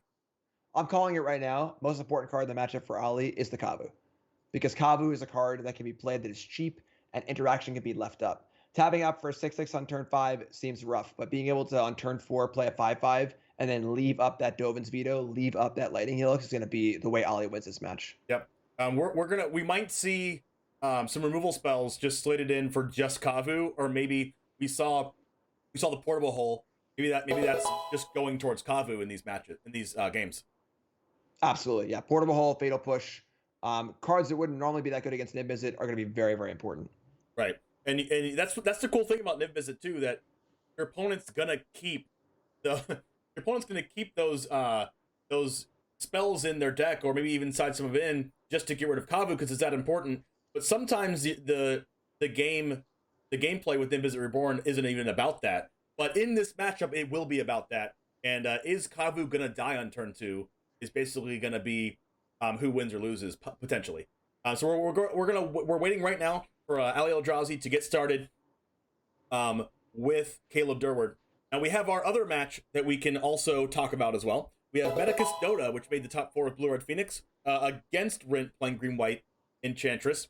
Now we've seen this Phoenix deck being played. We just saw Green White Enchantress being played. What does it take for Green White Enchantress to beat the Phoenix deck, which is largely considered one of the best decks in Historic? It's going to be interesting because the thing about this Enchantress deck is that removal spells are actually good against it. You know, one of the things if you play Legacy a lot or you're an older school Magic player is that the old Enchantress decks, removal spells are very bad against them. They had they had Enchantress effects that would draw cards. They used to have a 2-mana creature that drew cards, but it was also had Shroud. So the fact that removal spells are actively good against the Enchantress deck, you can kill Sithis, you can kill Sanctum Weaver. Those are your main engine pieces that aren't presence. It's going to be huge. And honestly, I'm going to say I think the Phoenix has the upper hand here. Unless presence gets down, the engine's going to be hard to stick for our Selesnya player. And then even then, the Izzet deck is going to be flying over the top with Phoenixes. Izzet deck has enormously explosive potential, a Dragon Rage Channeler and Crackling Drake and Sprite Dragon and so on and so forth. So it's going to be an uphill battle for our Enchantress player here. We'll see if they can pull it off. Now, for the Enchantress player to pull this off, I could see Arcana Sun's Grace being a huge deal. Unless there's like a Unholy Heat or Lightning Axe almost immediately. Making a bunch of 2/2s is probably going to be a problem for the Phoenix deck. So I can see that card being one of the most important cards in the matchup if the Enchantress deck is going to beat Phoenix. Absolutely. I see that as well. Yeah, definitely feels like a kind of card that's going to break the symmetry of everything and just kind of like build a board. It builds flying blockers, which is great also. And it's more than just, a 1-for-1 removal spell. So I totally agree. Now, Caleb and Ollie are still having a little bit of problems with the Arena client, unfortunately. We do want to get you this top 4 matchup as soon as possible. We might have to go to Medicus Dota here instead of going to Caleb Durward and Ollie Eldrazi. Problems with the Arena client, you say? Impossible. Impossible. All right, so it looks like we do have an availability to start right now. Let's go ahead and see if it's not a draw immediately. All right, not a draw immediately, so we're in good hands here. The opening hand for Caleb, we're watching it from Caleb's side, consists of 3 discard spells and a Vesperlark. That's really good against the Niv Mizzet Reborn deck. It's pretty good. It's pretty good here. Of course, it is a full 3-card combo, so Vesperlark is 1/3 of this combo, but he gets to tear things apart here, and this is going to successfully tear apart Ollie's hand. Now, the Clarion's probably going to be the only card remaining, right? Because the Faceless can get another copy of Niv. There's another combo piece. I'm already frustrated, Jim. I'm already frustrated. Going down. Yeah, I mean, for sure. Obviously, it's so interesting that the Faceless Agent, it is a pretty cool card. I mean, it just a way to find your threats, card advantage. Taking the veto, though. Taking the veto. Yep. Courtyard on top. Gonna bottom that one. Just looking for Withering. Only really need 3 mana to do this combo. Yeah, it's also possible, honestly, that we'll see what the Thoughtseize takes, but Wonder if we just go Thoughtseize plus Meathook Massacre this turn, and then just like top deck the Davriel's Withering. top decking is always a good plan. And it looks like Caleb agrees here. I feel like I would definitely cast Thoughtseize first, unless Caleb is interested in waiting on Thoughtseize to a later spot. So Caleb's showing great patience here. You don't need to cast Thoughtseize immediately. You can use Thoughtseize to force you the combo. So just gonna chill here, which I like a lot. Very, very heads up play. Thought that was Davriel's Withering for a second. Wow. There's that combo we talked about. Not going to be available right now. Interesting that Caleb chose to Thoughtseize then on a turn where Caleb's not going off. So waited last turn, then wanted it this turn. I wonder if it's a card in particular that Caleb was looking to try and nab. There's some more lands for Caleb. All right, this is big because the problem is if Ollie just slams the Mizzet next turn, a lot of pressure on Caleb to find an answer immediately. And with the hand that I see from Ollie here, only one unknown card, I feel like Ollie's got to slam here, slam and pray. Waiting would give Caleb a whole bunch of time. Especially since you play Niv Visit Reborn, if the combo is in top deck right now, it's a 2-turn clock. Right, and it's just like, if you're not playing Niv this turn, and you're also not playing it next turn, and you're also not playing, when are you ever going to play it? Yeah. This Faceless Agent is not going to do all 14 points of damage by itself. You're giving Caleb way too much time at that point. Right, so there it is. Niv Mizzet. Oh, Eldrazi has us in our ears. Okay, what are we drawing? A lot of cards. All right. Vanishing Verse. That's not going to do it. Not going to do it. And we've got Iteration, Akavu, and Rampage doesn't really do much here. So still no way to directly interact with the combo yet, but of course just 8 power on the battlefield and win the game in 2 turns here. So also Iteration, extremely good here, trying to look for an answer to the combo. Absolutely. Also like what wins the game is 2 Lightning Helixes exact lethal also. So like there's some things that can happen here for sure. Yeah, and this is a game where Caleb found the discard spells, but didn't find any of like the engine cards. No Maze Mind Tome, no Wishclaw Talisman. Didn't really find the cards that kind of put things together for him. Faceless Agent, notably not colored. Yeah, correct. Vanishing Verse is pretty blank here. Pretty blank. I think if I'm Ollie, I go for Expressive Iteration right now. What are you thinking? Yeah, I totally agree. I mean, lethal's already on the board. All that matters is finding a point of interaction to not die next turn. Also lands. If you find lands, that's great too. We just drew 5 cards off Niv Visit Reborn. We need lands to cast spells. Absolutely. And there really are very few ways for Caleb to even kill the Niv Mizzet. I think it's literally just 1 Fateful Absence, and that's it. So no reason to apply any more pressure, no reason to add more to the board. It's literally just, I need to not die to the combo next turn. What can I do to do that? See Ollie in the tank here. I wonder if he does anything else besides the Iteration here. If it's me, I'm slamming Iteration. I need to not get combo next turn. I feel like that's the only way Ollie loses. I couldn't agree more. Also take this as a little bit of a, there we go. As a little bit of a tip here. I'm not the best player at Magic, but Jim is. So he knows that iterate. The only way that when you're so far ahead like this with so many cards in hand, a lot of card advantage over the opponent, 8 power in play. You just need to not die to random things, right? And specifically against the Vesperlark combo, it's not random; it's an actual combo. But you just need to make sure that you can stop the combo as like basically every turn. Yeah, the most important adage is just focusing on what's important. Yeah. Right now, what's important is the single thing of not dying a combo. All these other cards in hand are irrelevant. They don't matter. So And the combo is not drawn. We'll never know if Ali found the interactive card anyway. And a pretty decisive game 1 goes to Ali. All right. We see some. Let's see. Phyrexian Arena comes in, realizing that it's a control matchup. Power word kill. Notably does not kill Niv Misery Reborn, but kills Kavu. So we have some Kavu insurance there. Yeah, and then I imagine Maduresses will come in too. Wanting to break things up. The spells are what Caleb cares about. You know, yes, Caleb will be dying to the actual Niv Mizzet, but the spells are what break up the combo. The spells are what interact. So I think Duress being able to discard those would be pretty good here. The power word kills coming in is a huge concession to Kavu, because it literally only kills Kavu for the most part. So a little surprising, honestly, with the pushes and the portable holes. And it looks like Caleb is valuing the power word kill's ability to kill Kavu over portable hole. Looking at Ali's list here, there are no like Haiti permanents to kill with portable hole. Yep. Portable hole can kill a Hydroid Krasis also, and that is really it for the most part, as opposed to power word kill. So I agree with power word kill here over portable hole, especially because power word kill can also kill the Hydroid Krasis. You don't really need to kill the power in play. You just need a combo as fast as possible while getting past all of Ali Eldrazi's interaction.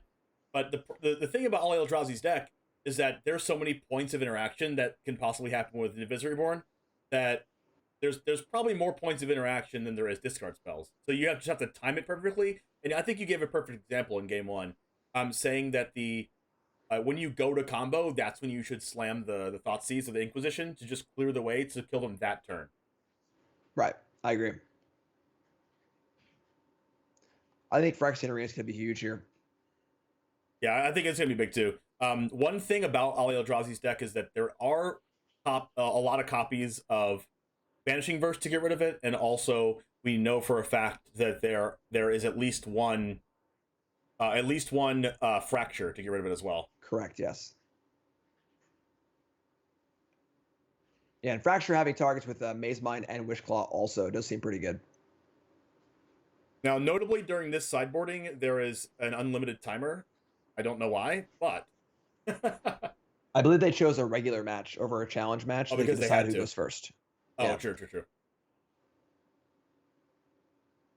Okay, All right, so big game 2 here. Yep, Our deck that crushed the Swiss, 5-0, most impressive looking deck, now back against the wall, facing elimination. with my chosen permanent winner, Ali Eldrazi, my personally chosen winner. Okay, and so it's my first deck against my second deck pairing up against each other. I'm sorry, I'm gonna have to choose Ali Eldrazi. I'm sorry, I have to go against my original choice and go with Ali Eldrazi here. Come on, Caleb. I need you, bud. Don't let him have this over me. All right, so we do have a piece of our engine here in Wishclaw Talisman. We have a Fatal Push for this Territorial Kavu, so honestly, we could just like take one of these interactive spells and then wait to Fatal Push the Kavu. Yeah, taking a veto is reasonable. The iteration is also like the kind of card that's like it's going to keep getting more cards going here. And Caleb's hand is not particularly fast at all. I could have also seen taking the iteration. And just kind of there's plenty of discard spells in Caleb's deck, so just do the thing that there you go. So do the thing that just keeps Ali the slowest progressing possible. Now we have to decide: do I want to take the iteration or take the veto? There's also a Vanishing Verse here as well. Yeah, I mean, given the lack of combo elements on Caleb's side, slowing the game down by taking iteration seems reasonable here. If you don't take the veto, that means you just have to play around it the whole game. Ends up taking Vanishing Verse, which is pretty interesting. Defending the Talisman.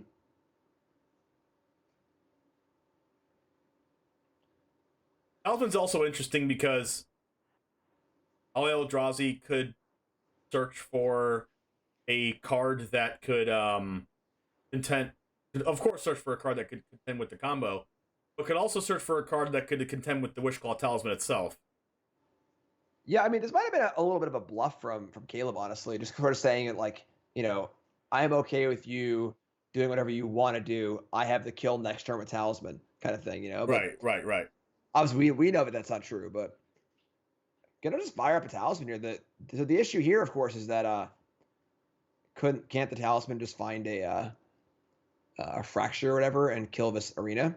I guess that's kind of fair though, because so now Caleb has said that, okay, I can't have my turn, you can't have your turn, and now I'm going to end up back with the Talisman on only one counter on it, and I can use it again. So I like this play a lot from Caleb.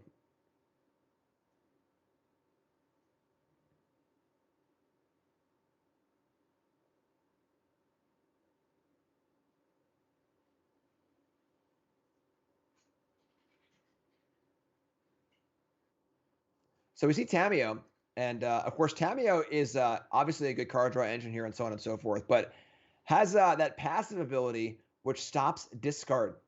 That's going to turn off the discard spells from Caleb's Duress in hand, or Inquisition, whatever that is. I can't tell with the crazy card arts. Thoughtseize, Inquisition, Duress, all not going to be functional anymore. Yep, that Tamio is a card that I'm tempted to play, but I always never get around to playing it, or always cut it for something else. But Tamio is very, very strong with discard spells that come off the top. The reason why I haven't usually liked it is because the discard spells are usually already used by then, or it takes the Tamio. But I really like this spot here for Ali Eldrazi, especially taking this turn off, saying, I hope you don't have the combo. And then this turn, we can really see the gears spinning for Ali Eldrazi. Yeah, and the big thing here is that normally you're right, you know, that you're playing against Thoughtseize deck. They've already cast Thoughtseize, but this is kind of a special case where Caleb doesn't necessarily want to just jam discard spells early. The point of a discard is to protect the combo. Right. So the discard spells are still going to be relevant later in the game, which makes Tamio even better. All right, there is a thunderstorm going on, so perfect timing to cut my internet. Internet's not. I heard that. That was an ominous roll of thunder. Yes, it was definitely, indeed. I need to pray to Nicol that it doesn't cut my internet. All right, so Meat Hook Massacre, part of the combo here. Devil's Withering the other part. So now we just need a Vesper Lark and we can go crazy. If you're Ollie, do you save Dovin's Veto for Daviel's Withering? Yeah, I think that Veto should probably be cast on the turn that Caleb is trying to win the game. And then with Tamio in play, looking pretty safe against discard, there's no rush to use this Veto. So I'd be surprised here to see Ali use the Veto here. Also, the flashback on the Bleed Demir spell is available too. So, oh, is it? It is not actually. I can't tell what the lands do. I'm sorry. That is a Teamer and a Jeskai Triumph. Yep, Teamer, Jeskai, and then we have an Abzan one over there as well. Yeah, and then once one land comes into play, then it won't matter anymore. But yeah, I'd be surprised to see this countered. Doesn't actually do anything by itself.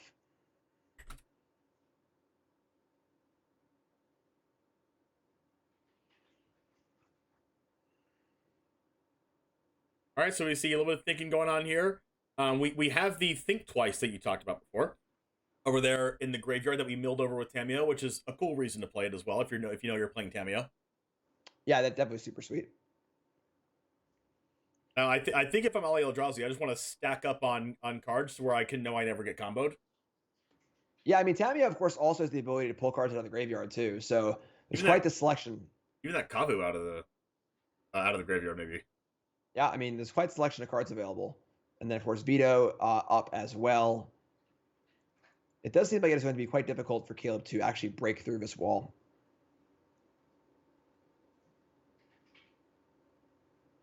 What do you think Ali Eldrazi's thinking here, or what would you do in this spot, not knowing the other two cards in his hand? It's tough because, like, you want to keep making forward progress, and Iteration does that pretty well. Tamio returning a card does that pretty well. Again, I don't have a full view of the graveyard here, but even Tamio returning a land wouldn't be that bad, you know? So, gonna return a Veto. And then you're going to... This actually might be kind of cool. I could see a Talisman here for a land. Play the 6 land, have double Veto up, and just say go. That might be what we're about to see here. I kind of like this, honestly. You know, guarantee that land drop. I think that, like, Iteration could have also maybe done this too. But... So it's a little risky in the sense that you're giving the Talisman back. But, all right. I mean, Maze Mind's a pretty good draw. We have double Daviel's Withering, so this does play around Veto, but we do have double Veto. So like we're gonna see some crazy stack going on here potentially. The issue is, of course, that Ali has to actually win the game. And only 6 lands in play. It's hard to keep playing stuff and leaving things up. Tamiyo could return a Kavu next turn, which would be kind of cool, but we'll see. And then with Arena and Mace Mind Tome in play, Ali can't wait forever. You know, like Caleb's drawing a lot of cards here. Oh, going to kill the Tamiyo here. Okay. This might proc the veto. Ooh, so waits for the Siphon Insight. It's also a question of when this absence should be cast. If it's cast on Ollie's turn, it really, really hamstrings his mana for the turn. So not gonna cast it yet. Gonna let Ollie go to the main phase and activate Tamiyo again, which is interesting. Do we go for the clock? Do we go for the Kavu here, or do we just like stack up on even more resources to stop the combo? I mean, honestly, if you stack up on more resources to stop the combo, then Caleb could just get 2 instances of the combo in hand eventually after a while, especially with Phyrexian Arena drawing an extra card every turn. Right, so I'm pretty surprised by his sequence, honestly. So Caleb allows Ollie to untap with Tamiyo and activate it. Ollie declines to activate Tamiyo first and cast Arrest first, which then allows Caleb to kill a Tamiyo before it gets activated.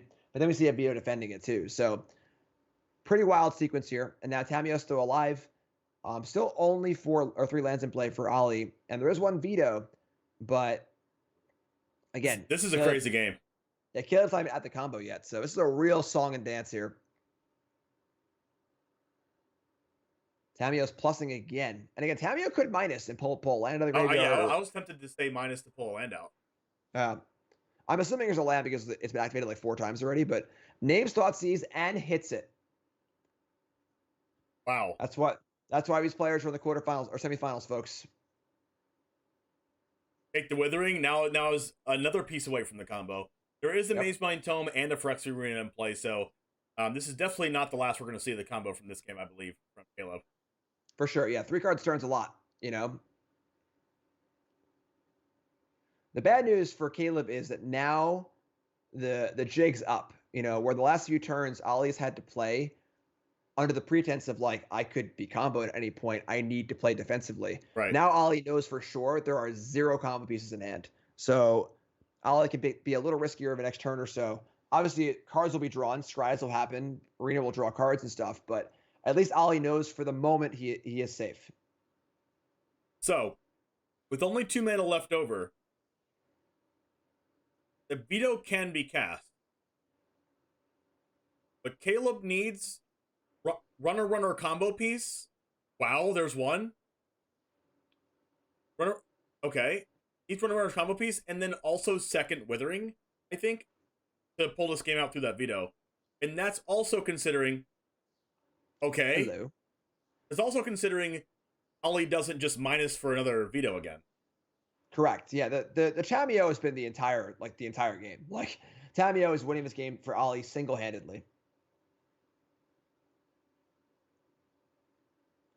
Interesting thought here.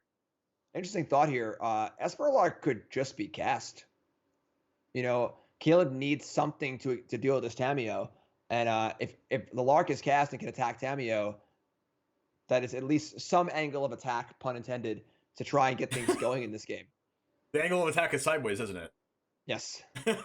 Also, if Vesperlark is cast and Ali Eldrazi has interaction for it, Davriel's Withering in response wins the game. That is very true. So, just looking at the hand here. So we get that might have been a. All right. Yeah, you can choose the card, but it's not going to do anything. So I think that's just looking at the hand there.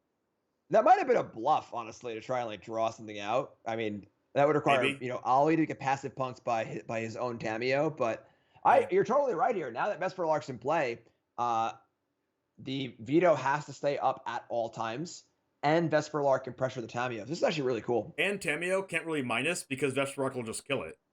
And then if Ollie decides to kill the Vesperlark to save the Tamiyo, that's when he Davriel's Witherings in response. Yeah. So the thing here is, I mean, if Tamiyo minus is targeting Thoughtseize is cast, Withering has to be cast, veto is cast, and then everything kind of works out.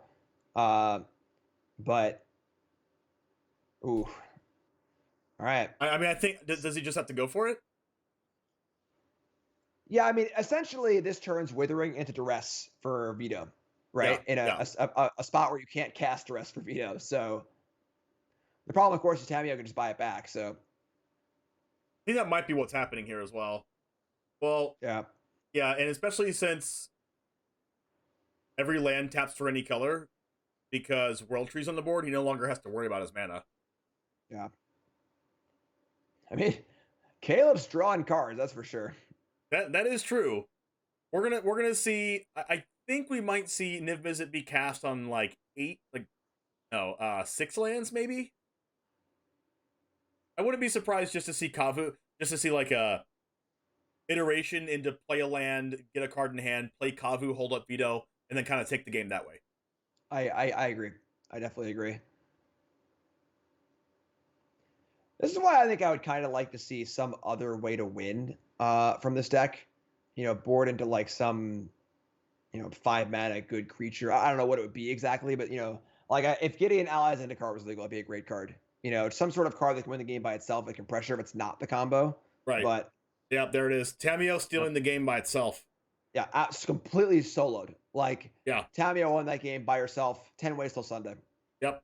We are going to get Ali Eldrazi into winner's interview for top 4. Congratulations. Go ahead and pull him in.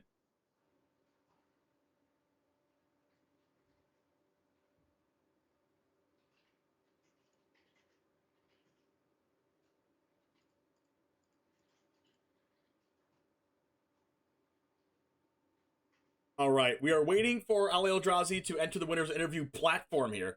That was an impressive showing. Knocking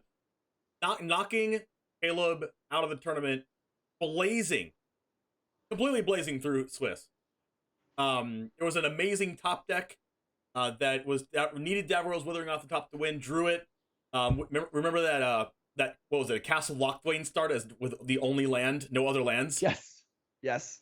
That was crazy. And if anything, even if Caleb did not win this, Caleb gave us a fantastic show. Yeah, I would say, it's kind of thing where like the year that Griffey had his hat backwards was hitting home runs in the home run derby. Everyone remembers that, but he didn't actually win that year. He was just the most exciting thing that happened. Yeah. Same idea. It doesn't really matter who wins this tournament. I think Caleb's deck was the talk of the tournament. And if, 2 weeks from now, this event will be remembered for Caleb's deck. If Phoenix wins or Niv Mizzet wins, all right, these decks are known quantities. We know about these decks. Ollie's great. He wins a lot. Arnie's great. He wins a lot. But Caleb's deck for sure, talk of a tournament, not even close.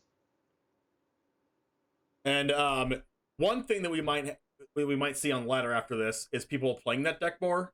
Not excited about that, but when people play it more, and then big head honcho Magic the Gathering Wizards notices maybe the infinite draw thing doesn't happen anymore, or something's templated differently, or something gets done about that.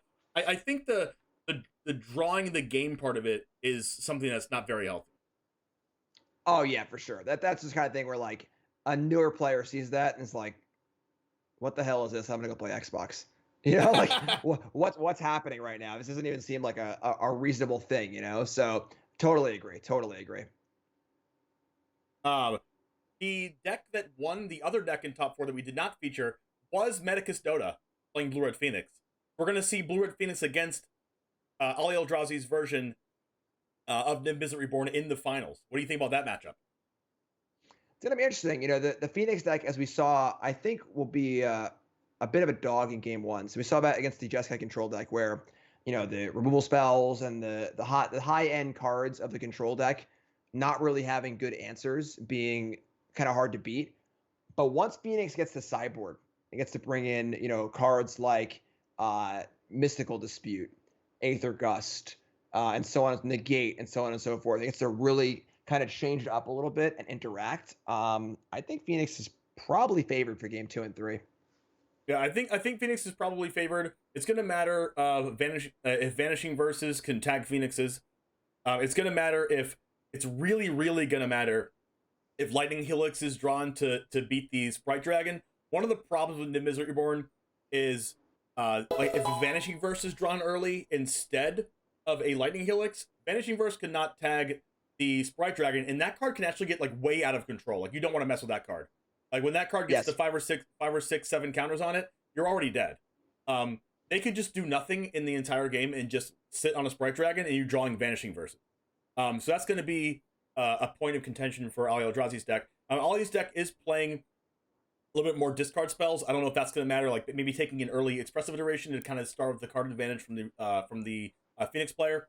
But Phoenix usually always, especially against control decks, kind of always gets to the same cards every game because there's so much card filtering. So usually a Niv Visit Reborn against Phoenix matchup is going to be Phoenix having all the cards it wanted and asking the question to the Visit Reborn deck, do you have the answers? Absolutely. I think you nailed it right there. Like you were saying about the Vanishing Verses, a lot of pressure on the Niv Visit deck to draw the right cards at the right time. If they do, it's going to be a cakewalk. But if they don't, then the Phoenix deck just sort of does its thing, and here it is. And if the Niv deck stumbles, it could get ugly. So I think you nailed it right there. All right, let's go ahead and Ali Eldrazi, can you hear me? Ollie, can you hear me? Ollie, no. I heard you for a second. Are you on push to talk? I heard it for a second too. Can you share your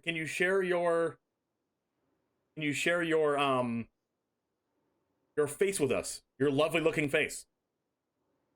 This is the best kind of interview where the interviewee actually isn't present and both interviewers are talking to them. Best kind of interview. My bad. I had y'all muted. My bad. Muted us? Oh wow! I can't believe it. Jeez. My bad. What's up, bud? Can you show your camera? I'm gonna try to. I think I'm using on Streamlabs, so it's gonna be. Okay. Yes, it is. Yeah, that's true. Yeah. Is definitely we're not able to do that. Okay. So we are going to show your face. Okay, you can stop trying to show your camera now. I understand what's happening. All right. So we are going to look at the winner as a nice Ali Eldrazi face blob. All right. Moving on to the winner interview. I do want to ask you a couple of questions. First off, congratulations for winning in top 4 against the best brawler combo, which is kind of scary to play against. Let me talk to you about your Swiss run first. What was your impressions of Swiss, and how did you get through that? I almost dropped round 1. Whoa! Because we've got paired against mono blue tempo, and I lost in like 5 minutes the whole match. I was like, all right, we're done. We're done here. Wow. So then I kept playing. After that, I don't know. We played against like aggro, played against Just Guy, played against. I remember, man. I've been streaming so long. You hear that, kids? Don't give up. All right, Yeah, don't give up. Keep fighting. Our best matches have been versus CovertGoBlue, which was, I guess, Jim Davis. That's your deck. Yep. That deck was insane. And then we played against Caleb, obviously, and then the Just Guy deck was really crazy games too. I'm not sure what y'all all saw, but it's been really good. It's been really good. It's been really nice to play against. I don't want to say like, how do I say this without being insulting? No. Good interview. Okay. Here we go. Great interview. So it's nice having to like actually sit down and think, because you're playing against someone that's really good. You have to like sit down, like, all right, you have to like kind of ignore chat a little bit. Whereas usually when I stream, I'm kind of like, I'm talking to chat, I'm playing weird decks. It's a very different feel. It's a very tournament vibe, which I haven't felt in a long time because of COVID. I think like y'all can understand too. It's like when you sit down, you're like you just focus on your match, right, for the most part. So it's a nice feeling of like competitiveness. It was really cool. Yeah, I feel that in the arena opens. That's why I love the arena opens. I'll stream it, but I usually turn the microphone off and I just kind of like have some music on and get in my groove. And I totally agree with what you're saying. I miss that so much in tournaments, just kind of being able to lock in and play. I miss it. Yeah. It gives you that. It's like a whatever the feeling is. It's like not anxiety, but oh my god, the positive version of that. It's being locked in. It's sort of like you know what you're doing is serious. You put all of your mental energy into one thing. Whereas streaming is the opposite. Streaming is like, I'm gonna play Magic, talk to chat, check my OBS, make sure my things are working, look over. Like it's a lot of different things happening at once. You're kind of juggling. So I understand. I totally feel it. Yeah. All right. So talk to us about your last match here against the Vesperlark combo. What things were kind of going through your head? Well, I saw his deck, because I've seen replays or whatever, or just watching you guys after I finish my matches, and his deck looks Caleb's deck looks super sweet, super cool. I saw his list, obviously, his open deck list. And game one, I'm going, okay, well, I have this Lightning Helix, but my only pressure is this 2/1. I'm like, I can hold it, we go back and forth, and I kill him in 8 turns, or I can just jam this thing and kill him in 2 turns. The Niv Reborn. And I was like, he has infinite discard, and he grinds with Maze Mind Tome 2. So I was like, I think I just have to go for it. I have to more pressure, and then I'll hold up more removal or whatever. Mm-hmm. Yep, I remember. I loved casting a dragon there. Yeah. I thought that was perfect. Yeah. Because if you don't cast dragon, you're probably never casting it for the rest of the game. Exactly. Because you just have 5 lands. Like, when are you ever going to cast it? So I thought that was great. Yep. And then game 2, the hardest part was sideboarding and figuring out which pieces I needed. I was like, okay, any X spell I'm not casting. I might cast Visit, but I'm not casting like anything else. I have to play at instant speed for the most part. So how can I do that? So I brought in like Siphon Insights, Vetoes, Helix, all the instant speed interaction, and then I got lucky, and I got Tamio to stick, and that was brutal because Caleb had like over 10 discard spells, and Tamio just stops all that. Yeah, Tamio soloed that game. Just completely soloed it. Yeah, It drew like 6 cards, turned off all of his cards. Like, it just completely soloed the game. It was awesome to watch. It did. Also, Tamio the pro Tamio call with that Thoughtseize. Oh yeah. Well, at that point I was like, okay, I have 4 Thoughtseize. I have 4 left in my deck. There's 0 in my graveyard. Okay, what are the odds? It's probably Sure. the highest odd card, but yeah. It was funny when Caleb cast the Inquisition, the turn where he could have gone off. So he had the just played Vesper Lark, had the Withering in hand, and cast Inquisition into your Tamio. I sort of got a vibe of like, well, Caleb could be getting passive punked here by the Tamio passive, or he could be trying to passive punk you into like playing your spell in response. Yeah, he was definitely. I knew what he was trying to do. Like, I think he was just trying just testing, and at worst it's the peak, right? And, right, exactly. And at best, I counter it with Veto, the cause the illusion, but Tamio's like my favorite walker ever, and so I know she does. So that's fair. That's fair. Yeah, but yeah, that was, to be fair. In the past, I've done that though. Like when all the Twin first came out, I've thought seized or duress somebody when they had Tamio out, and I was like, oh my god, okay. I have a dozen of those at least for sure. Yeah, just like, oh, there's Tamio again. Yeah. So Tamio is like my Belf Summer, bad Belf Summer. I do want to talk to you about your future matchup. Medicus Dota did make the finals, beating the green-white Enchantress deck playing Is It Phoenix. What are your first impressions of playing against that Is It Phoenix deck? He's playing Is It Phoenix? Yep. Well, I've shaved on my Vanishing Verses, so that's kind of bad. Whoopsie. But I don't know. I think it just depends like how my stuff lines up, right? Like how early is the Sprite Dragon? I'm less scared about Phoenixes. I'm more scared about like the other stuff, like Storming Entity, Sprite Dragon, or Crackling Drake. Usually Phoenixes I can handle to some degree. What's usually scary is the ones that like come down early and then they grow so large that I can't like kill them with Helix or essentially. So and I'm low on Vanishing Verse, because Vanishing Verse is terrible against Jeskai, or so we turned on those to go up against everything else. I was talking to Jim Davis earlier a few minutes ago before you came on. And I was talking about your matchup against Blue Red Phoenix, and I've played a lot of Niv Reborn. We kind of share each other's lists some. But one of the points of contention is how early can you draw Lightning Helix, because you need to get rid of that Sprite Dragon as soon as humanly possible, or it's going to get out of hand. Exactly. Yeah. If I think it's too big, it's obviously a problem. I am running like one Justice Strike and one Rampage to like try to get around that stuff, or Planeswalkers and stuff, but still, it's cool. All right. Well, congratulations for winning in your top 4 match. Oh, go ahead. I'll say I think it's pretty even. It depends on like some draws here and there, but yep, it should be a good match. All right. Well, we're excited to see that. We're going to take a couple-minute break before we go to the finals, and so you can set up and use the restroom or something that you need to do in order to prepare yourself for Blue Red Phoenix in the finals against Medicus Dota. Medicus Dota and Ali Eldrazi in the finals in just a couple minutes. Stay tuned. Good luck, bud. Thanks, man. I appreciate it.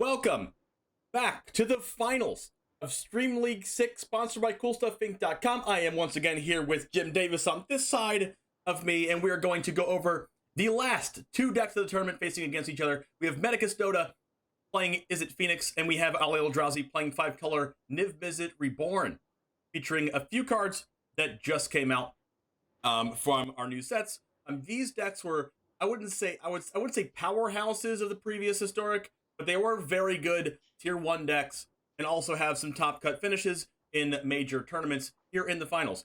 What is your first take on this matchup, Jim Davis? As you were saying before, it's going to be interesting. It is a little sad. We saw a lot of really cool decks in this tournament.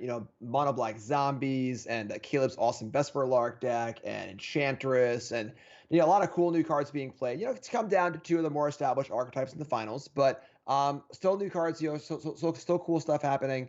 And this is going to be, I think, a lot of the Phoenix player asking questions.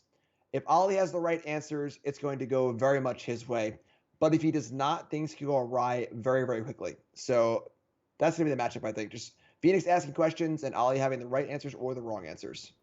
What cards do you think in the first few turns that you think that the Is It Phoenix deck really needs to see in order to win the game?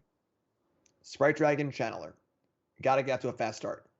Cannot let Ali have time to cast iterations and make tap land drops and get things going to get the dragon going. Got to hit the ground running. So a Channeler on 1 or a Sprite Dragon on turn 2 is going to be very, very important. Now, what do you think? Is there any specific cards that you need from Ali Eldrazi in the beginning of this game, or is it just whatever kills the opponent's thing? Yeah, I mean, mostly it's just the cards that line up properly. I think Lightning Helix is going to be huge. That's probably the best case scenario in most spots. That kills essentially every creature in the Phoenix deck except for Crackling Drake. And of course the life gain buffer is going to be absolutely monstrous. So Lightning Helix, Banishing Burst is going to be huge too. I think it's the more narrow cards that are going to be the issue. The cards like Fracture, Dovin's Veto, even Angrat's Rampage. The cards that are, situationally good, but not always good. And then some of the bigger bombs too, Orcus and Binding the Old Gods. The cards that could get a little bit awkward. Right. Especially if you start piling up those sorcery speed cards like Binding the Old Gods, maybe a Fracture here and there. Drawing one of them is fine, I guess, but drawing multiple of them while Medicus Dota will be piling up threats is not where you want to be, especially because paying 4 mana at sorcery speed to get rid of a creature that Medicus Dota might have multiple of is not where you want to be. We do see some sideboard cards in here that definitely will help. One card that I have to mention in this matchup that is an absolute powerhouse. It does die to Lightning Axe, but it is Territorial Kavu. Can we talk about that card for a second in this match? Yeah, I mean, Kavu feels like the card to me that makes this deck viable again. Just a phenomenal card and totally correct. Comes down early. It's going to be hard to kill. And then, of course, it's those graveyards just slowly packing away, removing Arclights, removing Faithless Lootings. It's going to be a huge one. Going to be very, very important. All right, so we see here the opening hand for Medicus Dota is a single land and a lot of 1-mana spells. Do you keep a hand like this? I think if the Pillar of Flame was Shock, I'd be more interested in keeping it because we can upkeep the Shock after Channeler.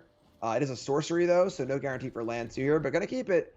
The Unholy Heats are a little iffy, and unfortunately there's a miss in the land, so we can see a Pillar of Flame go to the face here to try and scry, but oh wow, we could have I guess Pillar of Flame being a sorcery really hurts here. We could have upkeep scryed if it was a shock. Right, so that's what I was saying, where I think if it's Shock, that makes me keep the hand. As a sorcery, I think I'm mulliganing. Oh man, turn 3 Clothis on the play. It's definitely where you want to be if you're Ali Eldrazi.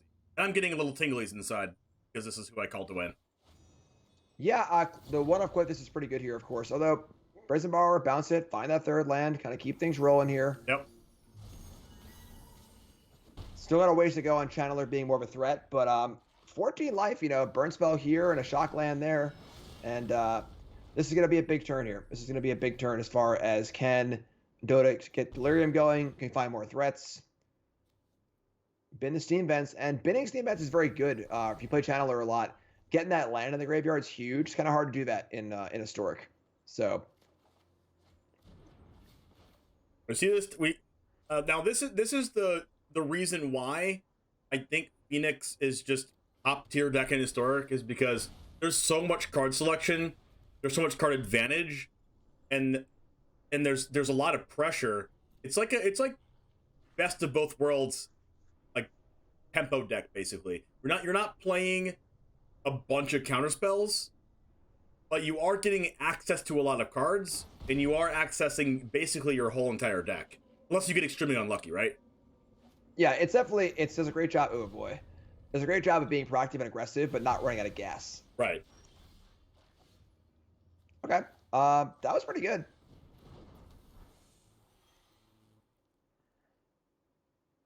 See the Orcus here. Now, Sprite Dragon, we talked about being a little bit of a problem. Eldrazi has not needed to use a Lightning Helix yet, so this could be the spot where he uses it. Now, this Clothis could make it so that Medicus Dodo doesn't get too many things in graveyard before they start going off. Yeah, I mean, the axe here is pretty big. Gonna discard the land over one of the Unholy Heats. It's pretty interesting. Wow. You know, the Heats are not going to be great here with Clothis eating cards in the graveyard, and there aren't just that many targets for it, realistically. You know, so a little surprised to see the land go and not the Heat. Maybe relying on iteration to find a land here. So next turn would be iteration plus Stormwing, perhaps. All right, so there you go. So the stumbles from Dota's side have allowed their removal spells to catch up to, you know, a card like Sprite Dragon just didn't grow enough, and now we've seen a card sought, but we don't know if it's a Kavu or a dragon. Now, either one of those, I think I'm perfectly fine having, right? Oh yeah, for sure. But then again, Unholy Heat can deal with both of those. Currently, once Clothis starts eating again, we'll see what's still available. A very hungry Clothis. Yes.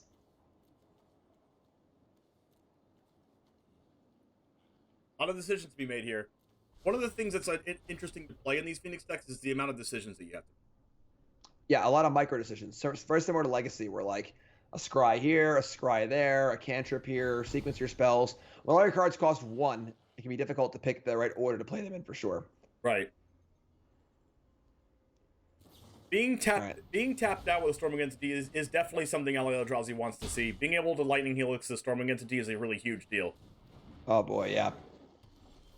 This game's all Ollie. Well, I don't even know about this, actually. 2 Unholy Heats here, makes Spark Dragon a 3/3. Even consider or an opt, doesn't even really have to Unholy Heat. I mean, this like the Spark Dragon should really run with the game. We were talking about this before the tournament started. If that Spark Dragon becomes higher than a 3/3, then it could be a problem. Yeah, I mean, the Clothis is still eating away, though, and so the Delirium will not persist on this Unholy Heat. So, I mean, any Nib Mizzet will win the game on the spot. It feels like still a ways to go. And then, of course, obviously the agent's still hitting away here, so it has to be killed. And now Clothis is still chipping away. The Dota's life total is only going down. It's not going up. So 4-turn clock at the minimum with life gain as well. I think Ollie's still at this point where searches for answers. And Angrass Rampage actually came up, and this is one of the things that he talked about. Sometimes you have to get rid of the Sprite Dragon, and Angrass Rampage is one of the cards that do that. Absolutely. Little extra value here, binning a looting. Yep. That's really valuable. Wow. That's pretty good. It's Channeler, obviously a threat here, can opt as well.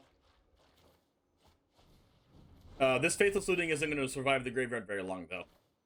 Probably not. I mean, honestly, it probably wouldn't affect the game that much regardless, with opt and borrower and plenty of other things to do as well. So, just going to say go and not play land either. Seems odd given that the looting is probably going to get exiled, like you said, but... And there it goes. You know, with borrower available to be cast also, I think playing Spirebluff there was pretty reasonable. Once again, Delirium back off. This never-ending tug-of-war between Clothis and Dragon Rage Channeler. Yeah, we saw that with the Gruul Company deck we saw earlier. There's a Nib Mizzet Reborn, and that's probably going to do it. Yeah, I mean... Thanks. Looks like we hit a Kavu iteration. Was that a Helix? Oh my god. Looks like we just hit our entire library. Whew. All right, yeah, I mean, tough game there. Kind of a risky keep for our Phoenix player. That was a risk. You know, the one lander with the Channeler, again, if that Pillar of Flame was a shock and you could have upkeep Scry, would have found the land a turn sooner. Not sure if it would have been enough, but definitely missing that second land drop is not necessarily where you want to be. But now the sideboard comes in, and these sideboard cards are good. Of course, Mystical Dispute is phenomenal. I can see Aether Gust playing here as well. Yep. Gets rid of Kavu, gets rid of Niv Visit. I think if you're in Ollie's position on the draw, you just don't want to get tempoed out of the game. Brazen Borrower could be a card that's played, especially, like, you get to the point where you cast a Niv Visit and you have to fear of dying. Because you cast Niv Visit Reborn, say you have 5 or 6 mana, and then it gets bounced by Brazen Borrower. Doesn't matter how many cards you draw, you're getting attacked for like at least 9 there, with maybe a couple Phoenixes coming back, maybe something already in play. And then the next turn you cast Niv Visit again, or a couple spells, maybe there's a dispute involved, and it gets bounced again. And then you just die. Yeah, I'm pretty surprised to not see the borrowers in Orvid Disputes. I mean, the Pillar of Flame seems pretty bad. And even Unholy Heat is like, I mean, it's fine. It can kill things occasionally, but like, that's not the game we want to see played here. Also, we're going to see Inferno of Star Mounts coming in. Wow. That one, I don't get at all. Counter spells are not a major factor in this matchup. It costs 6, doesn't line up well against Niv Mizzet, and dies to almost everything. So I'm a little surprised here to see Inferno of Star Mounts not only in the sideboard, but also in the deck for game 2. But we'll see how it ends up going. I'm interested to know how many times that Medicus Dota drew Inferno of Star Mounts since Dota's in the finals here. Yeah, that's a wild one.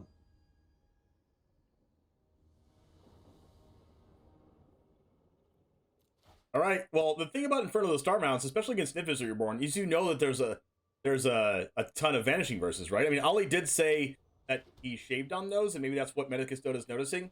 But a lot of cards in Ollie's deck just straight up 1-for-1 it. Yeah, and also it gets blocked by a Niv Mizzet, and then also, that was a sick consider. And then also, does Dota ever want to actually have 6 lands in play? You know, that feels like a place that Dota doesn't want to be. So, kind of a slow start for Dota here.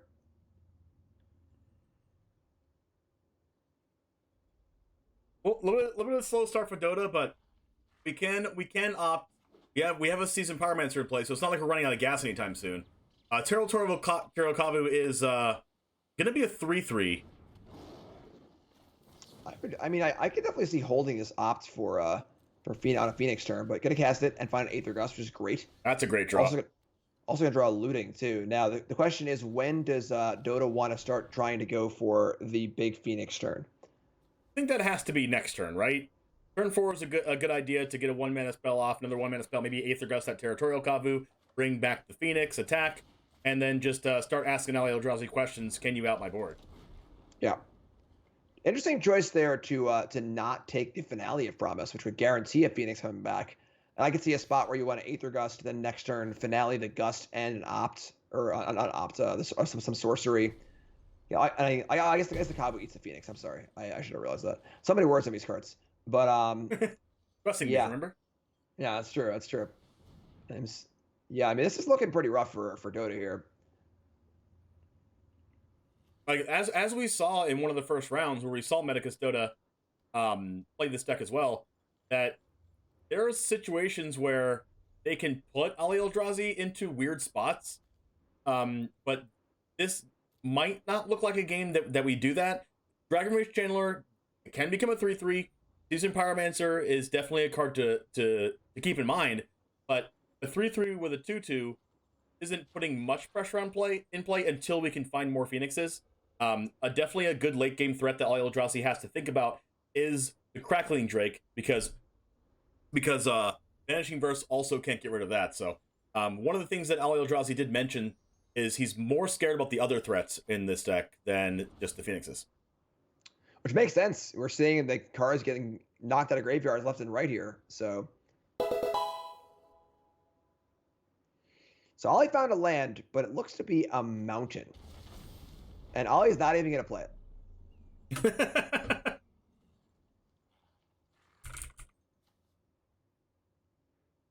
So we got a full 5/5 on the Kavu now. This is starting to get dicey. I mean, if I know only three lands. If I'm Ali Eldrazi and there's like 7 cards in my opponent's hand, I'm actually like getting kind of scared I'm gonna get tempoed. But having this 5/5 in play is very nice to try to make sure that Metacustota kind of holds some things back or plays a little bit more passively, or else they'll die to the Kavu. So if there was no Kavu in play, I'd be kind of scared if I'm Ali Eldrazi. Totally agree. Yeah, but with the Kavu in play, I mean, it's just threatening land totals, exiling graveyards, hard to kill. Yep. Kind of just doing everything. Yep. And did we know if they sided out any number of lightning axes? I didn't I didn't catch it. catch. This is a super awkward spot because the Phoenix can't be returned this turn. So does Dota want to discard it or just keep it in hand? You know, what's the story here, you know? Yeah, it's going to be interesting to see, like, if there's a Clothis that comes down soon. At 4 mana, there could be, say, just a removal spell plus hold up veto. There's a mystical dispute here, so maybe if another territorial Kavu is cast, dispute can probably get rid of, probably just hard counter it. We'll see what happens here. Eldrazi thinks a little bit, goes to try to attack with territorial Kavu. Gust is going to be potentially used on this Kavu. I'd be hard pressed to say if this goes on the bottom. I'm pretty sure it's going to go on the top, unless Eldrazi's missing land drops. Yeah, I mean, considering Ali was happy to play a trio over the basic mountain, probably has more lands in hand too. So, yep, I agree. This is probably going top here.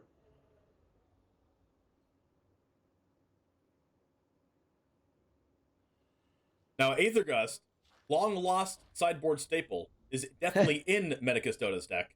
Yes. If you're familiar with the if you were watching earlier on in the tournament, we were watching 2 blue decks that both didn't have Aether Gust in the sideboard. Surprisingly, yeah, to say the least. Maybe Nice this gets iteration disputed here. This is a spot where I think that using dispute here. That was very lucky, but I don't think I like this dispute here because the thing is that dispute is there. Dota's not going to win a 1-for-1 counter war here or battle or card battle with Ali. Ali's cards are much better and draw more cards. However, the tempo is the important part, and that dispute represented an amazing amount of tempo against a Mizzet next turn or something like that. So just countering a card draw spell seems kind of to me. All right, well, if we get on the Holy Heat our 1/1, we get the Phoenixes back. There it is. All right, yeah, we're off to the races here. This is going to be interesting. Also, the iteration would have cleared the Kavu too, so don't love that dispute there. Obviously, it ended up working out perfectly because it binned to Phoenix, and now the Phoenix is getting returned. But see the foresight. That's what you're missing, Jim. Exactly. You didn't know the top card of the deck, just like Metacustoda did. That's why I'm in the booth. It's a hard. Whoa! But not going to bring him back. I'm more surprised than you, Jim. I'm more surprised than you are. I promise. Yeah. I mean, like, if you're gonna counter the card draw spell and take the more aggressive line, it surprises me a lot to not just take the more aggressive line. And then, if the fear is getting hit by Deafening Clarion, you've already dealt an extra 6 damage, and then iteration might be enough to find you 2 more spells to cast the Phoenixes again next turn. Iteration and looting too. Right, yeah. So like, I am extremely surprised at not doing that there. If the card in question was Anger of the Gods, I could see wanting to wait and not put all your eggs in one basket. But I almost think that you want your opponent to Clarion this turn. So I am very surprised at that choice. You know, we'll see. I mean, maybe holding Heat for the Kavu and trying to hold that back, which does seem kind of reasonable, but. Dota's putting themselves at the mercy here of all these cards Ali has in hand. You know, Lightning, Helix, Vanishing Verse, whatever's going to kill this Channeler or deal other things is going to be a lot on Ali. What does Ali have here? But one of the things is also you got to think about the tempo math, right? If both Phoenixes came back, Eldrazi goes to 10. Eldrazi's forced to Clarion, or else Eldrazi's probably dead. Right? And then if Eldrazi does Clarion. Right, and then Expressive Iteration and Faithless Looting get to bring back the Phoenixes again. Now Eldrazi's at 4. Then what? Right, it has to Clarion again. Yeah, exactly. So exactly. yeah, I mean, I'd also be surprised to see this Heat end step here. I mean, now things are set up pretty well. So untap, another Heat, sure. So now you see iteration, Heat, and a spell. The Phoenixes come back. Wow. This all works out. Wow. That's a really good iteration, too. Can't do everything, but can get a land and consider. Or sure, whatever. Consider Dragon works too. So couldn't find another Phoenix. So unlucky. Wow. All right. Well, this Now- is a big swing. Now that means that Ali Eldrazi cannot afford to drop a Niv Visit next turn. I mean, maybe Ali Eldrazi's put in a spot where he has to Niv Visit, and Unholy He's going to kill it. I mean, it comes out of a Clarion. So Dota played around Clarion last turn. If Ali has it this turn, Ali's definitely casting it. So we're going to find out if it's there or not. Because I don't think a card other than Clarion will pull Ali back into this game. Unless it's like, Banishing Verse, Helix, something like that. All right, here we go. 3 shots at Clarion. How many Clarions are in Ali Eldrazi's 75? There are 4. 4 total. Wow, second iteration. I mean, this could be it. Yeah, with the Sprite Dragon looming too. Like, even playing Sprite Dragon plus Faithful Saluting puts 2 extra power on board. Yep. Wow. Or just cast Phoenix. Wow, yeah, that's a crazy game. Crazy game. Wow. I mean, Inferno of the Star Mounts got him there, right? Yeah, absolutely. That's the moral victory from the bench. Yeah, I mean, that's what we were talking about in the beginning. We were talking about how the Phoenix player is asking the questions, and if Ali doesn't have the right answers, Ali's just gonna die, and that's what happened in that game. A couple iterations looking for answers, couldn't really find them, and then when all is said and done, gets mopped up. Yep, that's no Lightning Helix, no Vanishing Verse, no Ingrass Rampage, no Deafening Clarion. Yep. A lot of things kind of had to go kind of unlucky for Ali Eldrazi, but when you're the Phoenix player, you have to play into that. You have to say, I'm gonna kill you if you don't have this, and then hope they don't have it. There's some situations where you can just have to hope they don't have it, but even in that situation, even if they do have it, you still have Expressive Iteration and a Faithful Saluting in the graveyard to fuel your Phoenixes back up. So you're kind of in best of both worlds territory at that point at the end of that game. Well, there's Inferno of Star Mounts, ready to rock and roll. Well, keep it. Keep it, Meta Custoda. You won't. Keep it. I mean, the hand's great, so... Oh, yeah. Turn 1 Spiral Bluff Canal. We got Dragon Wish Channeler up. We got the draw step consider, or upkeep consider.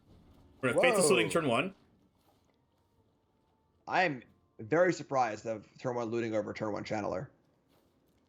Like, almost stunned, honestly. Because most of Ollie's lands come in tapped anyway. So it's not like the Channeler's dying to a Helix or anything like that. And that gives up a Scry and another draw on the Channeler. I am extremely surprised at that play. All right, well, there has to be valuing the draws, getting the Phoenix in the graveyard, I guess, looking for more, maybe looking for Sprite Dragon. Just like really, really want that Sprite Dragon on turn 2, perhaps. Right. There has to be a reason why Meta Custoda has conquered the rest and is in the finals. Let's go ahead and we'll Territorial Kavu on turn 2 is what we want. Or that's a turn 3, actually. We're going to consider our options here. Dragon Rage Channeler is going to, in the opt, we're going to... Are we going to draw the Seasoned Pyromancer, or are we going to put it in the grave? I'd imagine you want to put it in the graveyard. Doesn't really seem particularly great right now. Dota agrees. That's pretty good, honestly. Because now iteration can be cast with Dispute still up. I'm not sure what Dispute is countering on turn 4, but... Might as well. Yeah, not a ton else going on, so... Oh. All right, just going to pass a turn. I mean, iteration could have looked for a Unholy Heat to kill the Kavu. Now Kavu gets to eat the Arclight Phoenix. I guess Mystical Dispute holding up for a potential just removal spell on Dragon Rage Channeler, trying to do that. But, like, Territorial Kavu is a faster clock than the Channeler is. All right, I'm just going to say, if I were streaming and someone donated me $50 and said, you must win the game with Inferno of Starmount, I would have played the game exactly as it has been played right now. So, got to make land drops, got to defend with Dispute, got to get to land number 6. So, maybe the plan is Inferno of Starmounts. Just saying. I mean, that is for the content. Game 3 in front of the Star Mount surprise lethal. I mean, I want to see that. I mean, I don't really, because I want Eldrazi to win, but it would be cool. That would be a pretty good way to win your tournament. You think he's going for it? You're like, this is the chance. I have it in my opening hand. I'm not saying one way or another. I'm just saying that if I were playing for Inferno of Star Mounts, that's how I would do it. All right, it's Just Strike. Heaping Load of Justice. No fourth land from Ali, which is important to note, but that does, of course, mean all spells in hand.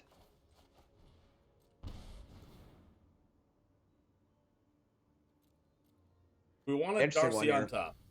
Gonna bin the Channeler and see 3 lands. Well, 3 lands does go a long way towards casting the Inferno. I'm pretty surprised that the Channeler wasn't kept on top to be the card that was cast off exile. Holding up that Mystical Dispute for a potential, I guess, expressive iteration. Yeah, I mean, same as last game though. I'm not sure if countering iterations like. Oh my goodness, ideal. This is great. All right, that's I mean, Territorial Kavu is already awesome in this deck, and then it makes Deafening Clarion so much better too. Like usually you have to like put a lot of work into, like maybe you have like a Gigantha and like a Niv Mizzet on board already, and then you Clarion, and then you get a lot of lifelink damage. But if you can do that on turn 3, Kavu on turn 2, play a land, Clarion on turn 3, give that lifelink. That's a pretty uphill battle to climb if you're the aggro deck. Yeah. Well, Inferno is teed up for next turn, so just saying. I mean, we're going for the surprise factor, okay? Ali Eldrazi is not going to see us coming. I guarantee it. And also not have an out to it. That I can't guarantee. If this happens in Game 3 of the finals, and we get an Inferno of the Star Mounts victory, I'm gifting chat 5 subs.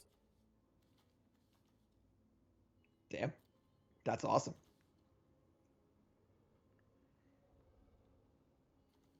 Chat's hyped. Chat's like, oh, what, me?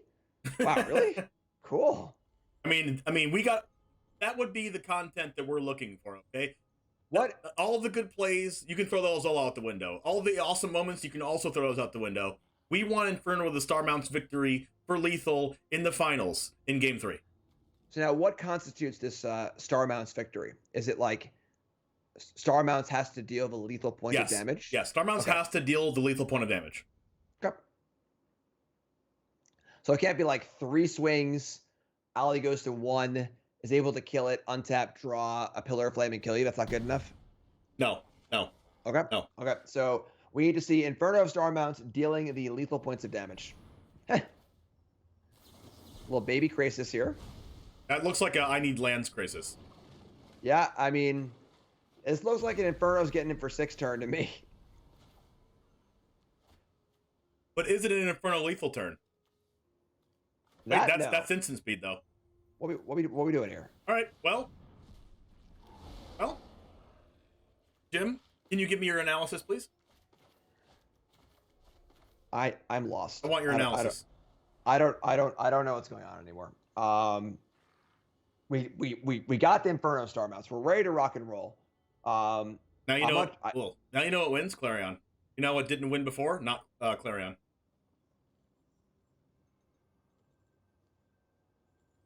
I'm just not sure why they didn't need to be main phased. I don't really know. Well, maybe they don't know. Maybe it was just an oversight. That it was instant. Yeah, I mean the reality is of course that like the Kavu would probably, I guess the Kavu wouldn't target it because you would just get exiled anyway, but we'll see here. We'll see. We got two elementals standing tall. Kavu going the distance, is that just what Niv Mizzet Reborn is? Just really powerful things that just end up going the distance? There's Kavu, there's Tameo, there's Klothys. Oh. Well, there's the Sprite Dragon that we were looking for. Can we at least cast the Inferno? Are we gonna get a cast Inferno? Okay. If Inferno gets cast this game, I'm gifting chat 1 sub. I think that ship has sailed. If it gets cast, I'm gifting a single sub. It is sailed into the night. It had to be. No, cast Inferno. No. All right. That was a strange final game. Not gonna lie. Ali had all the right answers, and then of course the Kavu. It's funny that this is a Niv Mizzet Reborn deck. It almost feels more like a Kavu deck to me. Like, Yeah. Niv's great and all, but in every game we watched, Kavu overperformed so hard. Yep. Just feels like the absolute perfect card for the deck. Oh, it is. Especially since it can just be huge so fast. Like, Yeah, turn 2, and 3, like even a turn 2, 4 is still good. it just bridges the gap really well. You know, if you're playing against a control deck, it can collect their planeswalkers. If you're playing against an aggro deck, it can block. You know, if you're playing against a graveyard deck, it'll eat some graveyards, but it can do things in those interim turns before you actually have Niv Mizzet, before you actually have your mana set up. So unbelievable. Congrats to Ali for a great tournament, of course. It's so funny that Ali was going to drop after round 1. That's so funny. I'm done here. I don't play anymore. I'm 0-1, whatever. Oh, oops, I won the tournament. Oops. This completely wins out. Big congrats to Ali, of course. We're going to get him back here in the winner's interview, so go ahead and hop in there, and then we'll talk about that last match and congratulate Ali Eldrazi for winning Stream League 6, sponsored by CoolStuffInc.com. He was so close to quitting. But that'll be the first question I ask him. Ali Eldrazi, are you there?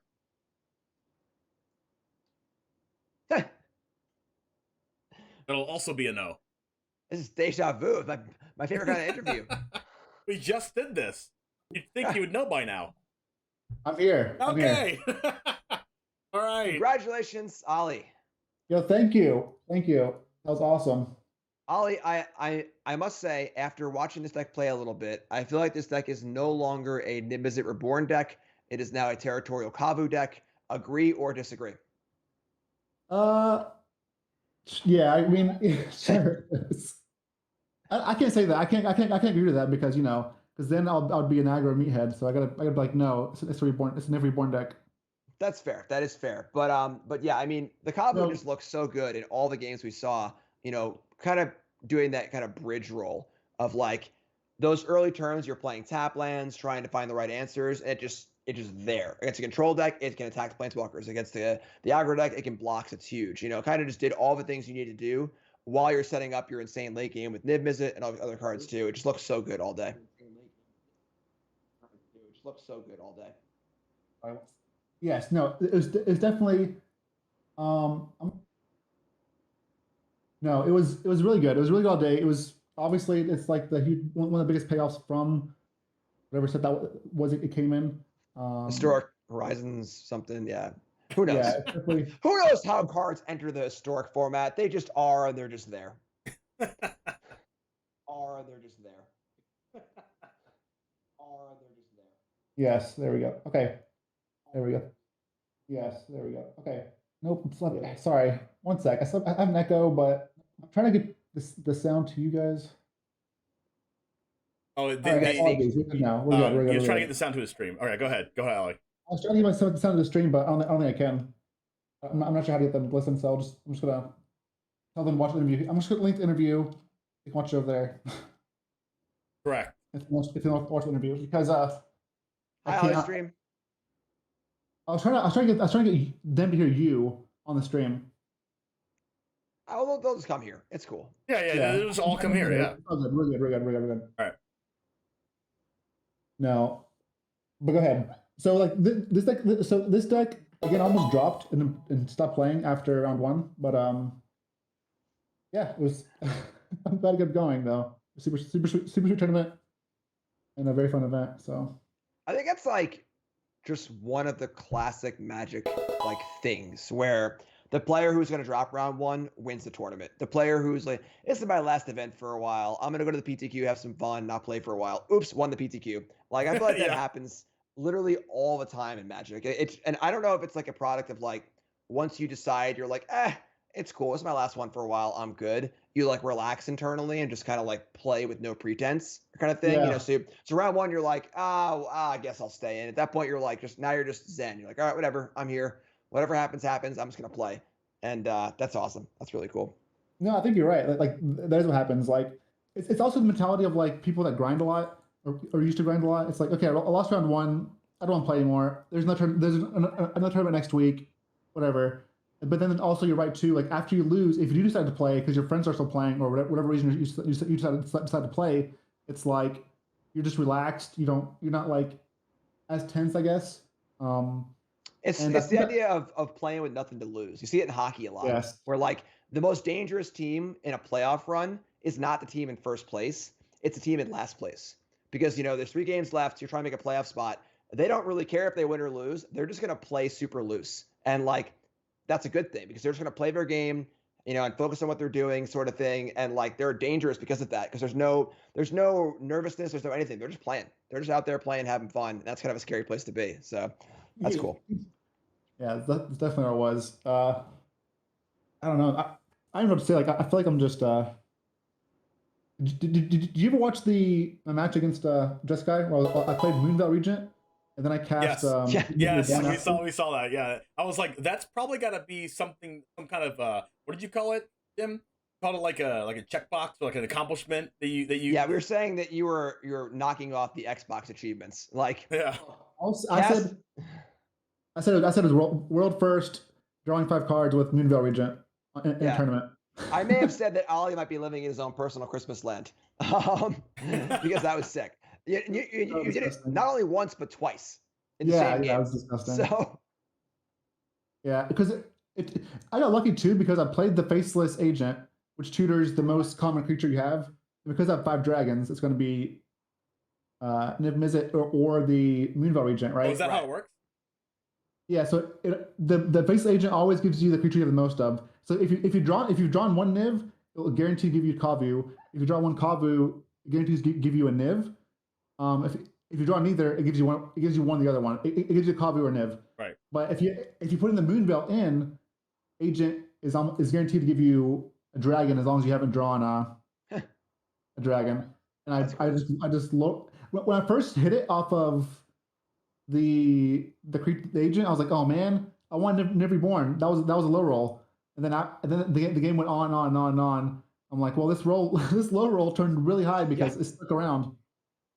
This low roll drew me like a dozen cards. That's great. Yeah. Especially being in that matchup where I remember there was a spot where they countered your Niv Mizzet Reborn, but it just didn't matter because you drew 5 cards. That happened twice. I was like, this Moonvale Regent card's kind of good. Yeah, it was disgusting. It was so good. That card's good in standard. I'm not sure how good it is in Niv Reborn. Like obviously it's good if minigame's slower, but that card is just like Frenzy on legs, and the option of not discarding is really powerful. The option of not discarding is very, very powerful. I usually think of that card as more of a mono red card to just be a frenzy, but the option to not discard is very powerful. Let me go ahead and transition into talking about your last matchup. How do you think that played out? Did it kind of play into the hands that you wanted to, or were you surprised by anything? No, I think it played out well. For the most part, played out pretty evenly. Like I feel like the only way the Niv deck gets run over by Phoenix is if they have super aggressive Phoenix draw. Where they go, turn 3, turn 4, turn 5. Here's 3 Phoenixes and kill you. That second game, I was able to exile 1 Phoenix after they considered it into the graveyard, but they were able to find 2 more. But I feel like it's pretty even. It really depends like how the stuff lines up. Like if he had found unholy heat, my Kavu, which he was digging for, I imagine, the game would have been much different as well.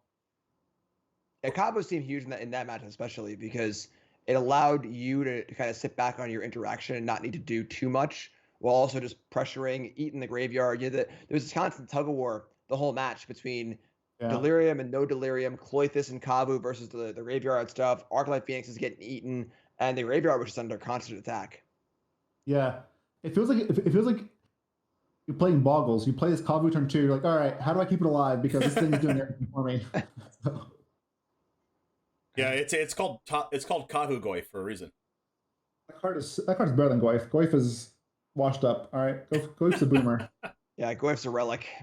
Yeah, so I was trying. There was a Inferno of the Star Mounts in Meta Custoda's hand, and I was trying to get him to play it so badly. Please play Inferno of the Star Mounts. I didn't know if you had an answer to it in your hand. Did you have an answer? I win. What game is this? Games 2, 3? The last game. The last game. I don't remember if I had Vanishing Bridge or not. I mean, the answer was Light Souls being 22-2, I think. but sure, yeah. Yeah, that was very, very impressive showing from you. You've already I don't know if anyone knows this, but you also came in 3rd place in Stream League 5. So congratulations for getting a 3rd place and also winning this one. You are the new Stream League 6 champion, and now you're topped twice. So you're now in Stream League royalty now. How's it feel? I think I got top 4 last Dream League, and then top 4 again. Yep, I remember. Before that too. I think So I think you got 4th place and a 3rd place or 2 thirds in a row. Yeah, I think that 3rd and 4th. Both. Yeah. So I've top 4'd with a win with Never Reborn 3 times in a row. So that's kind of cool. Must be a good deck. Sweet. Yeah, I love it. I love it. All right. Anytime if I play is viable, I'm on it. I'm on it. Oh, I know for sure. Same here. We've definitely taken deck lists off each other at some point. But the Orcus thing I got from you. Yep. I saw you playing Orcus. I was like, okay, I'm not sure what this card is, but let's try it. I played like 1 game with it, 2 games. Like, okay, this card's fucking nuts. And then I'll keep. But like one's correct, right? And then I saw you playing Growth Spirals. I played Growth Spirals. Wasn't a big fan of it. But yeah, it definitely bounces around back and forth. It's really cool though. I definitely find some inspiration from your list too. So yeah. Well, thank you. I do have one last question. Outside of Niv Visit and Territorial Kavu, of course, what was the best card in your deck this weekend? You know what? Let me pull it up real quick. I said maybe Iteration. That's really good too. I'm playing 2 iterations in my deck, but if there was a favorite card or a card that overperformed or something like that we can all learn from and know about that you're playing in your Niv Visit Reborn deck, that would be awesome. Okay, last time we joked about the World Tree. But the World Tree and Tamio really did a lot of work against Caleb. Like I couldn't cast multiple vetoes without the tree. Yep. I know it's like a joke, but like it won. Tamio and that tree won the game. So my favorite cards though are also like I really like Faceless Agent. I also trimmed on Agent before, but this card like overperforms. Like one time I was playing Kalia of the Vast to tutor up Niv Mizzet or Orcus. Mm-hmm. But it can miss sometimes, right? The Agent never misses. It always gets you your best card, which is Kavu, or your like second best card, which is Niv Mizzet Reborn. It's like it's just really good. So should we start calling this deck 5-color Kavu instead of 5-color Niv? No, call it Faceless Niv. Yeah. How about 5-color Agent? 5-color Agent. Sure. 5-color Agent. That's the name for it. I can see playing a second Agent. It's just like because it tutors you like early on if you it gets your Kavu obviously, then late game it gets your Niv. It's just it's a good card. It's a tutor that can also block essentially. It's like a 3-mana tutor that gets you a good card and blocks as well. I know that Jim Davis actually mentioned that it was kind of like a little Goblin Matron. Yeah, it is. It's also a wolf. So if you have Tolsimir out and you play it, it fights and gains life. Oh, that's true. Also, this is very small. This is very small, but it is a god. It's also a god. Okay. So if you crack the World Tree, you can get it as a god, and then tutor up Niv as well. Well, you can get that you can get that and Clothis and then tutor Niv. Yes, yeah. Usually I was playing two agents and 1 Clothis and a Scarab God, but I cut the Scarab God. But yeah, agent has been like it's not crazy, but it's been surprisingly it's overperformed. That's why there's a common in my deck, and everything else is a rare or mythic. It feels like a really good bridge card. Like same idea with Kavu, where like it's just a thing you can do early while you're playing your lands, and you kind of like just bridges the gap, make a block, do a thing, and then now we're at our late game. So really cool innovation. I like it a lot. Yeah, super cool. And Siphon Insight's really fun too. The card's really good against like anything slow or control. I remember you got a counterspell from the control matchup that you played. Yeah, I've got Memory Lapse, Archmage's Charms, lands. You play because it lets you play lands too. And then against Caleb, we got like Duress, something else. Oh, yeah. You know. All right. Well, once again, congratulations, huge congratulations to you for becoming the next Stream League champion, and looking forward to having you play in Stream League 7 coming up. Also, I do want to mention that the top 16 of this tournament are all guaranteed to have an invitation to the next Stream League.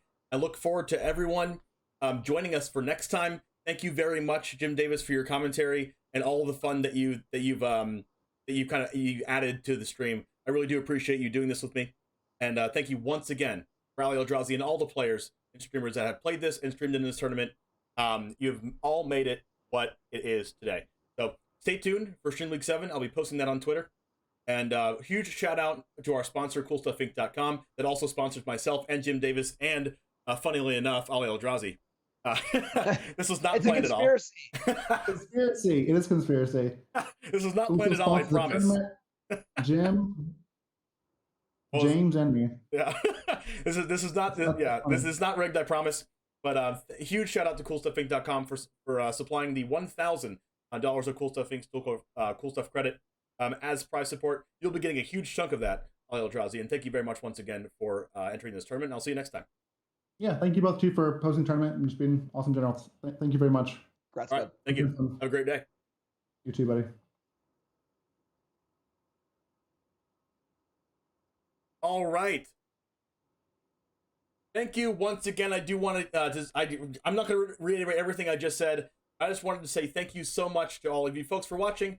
CoolStuffInc.com for sponsoring the tournament, and Jim Davis here right next to me for helping me commentate. Any last words, Jim? No, it's a great tournament. Honestly, we had in any tournament, some games were exciting and some games aren't. And I would say our top 3 or 4 games today were out of this world good. Just phenomenally exciting games. Great TV. Of course, thanks for having me. Thanks for Cool Stuff for sponsoring. Thanks to everyone who watched. And congrats to Ali. Ali's obviously a great friend of mine, fellow streamer. Great to see him do well. And yeah, it's a good time. And also, I want to give a quick shout out to other fellow CoolStuffInc.com creator, Jeff Hoogland, which is hosting another tournament tomorrow that I personally will be playing in. And Jim Davis here right next to me will also be commentating that tournament. Commentator extraordinaire Jim Davis. I'm excited to be following up on coverage with that and also playing my heart out and hopefully win that one. I will also be playing Niv Mizzet Reborn, so you might see me do pretty well. Maybe. Or I might suck. Either one. Well, whatever happens, I'll be there to cover it. So good luck, my friend, and hopefully you do well. All right. Have a wonderful rest of your day, everyone. Once again, huge congratulations for Ali Eldrazi, new Stream League 6 champion. Have a nice day. Congrats, Ali. Goose Gang. Out. Let's go!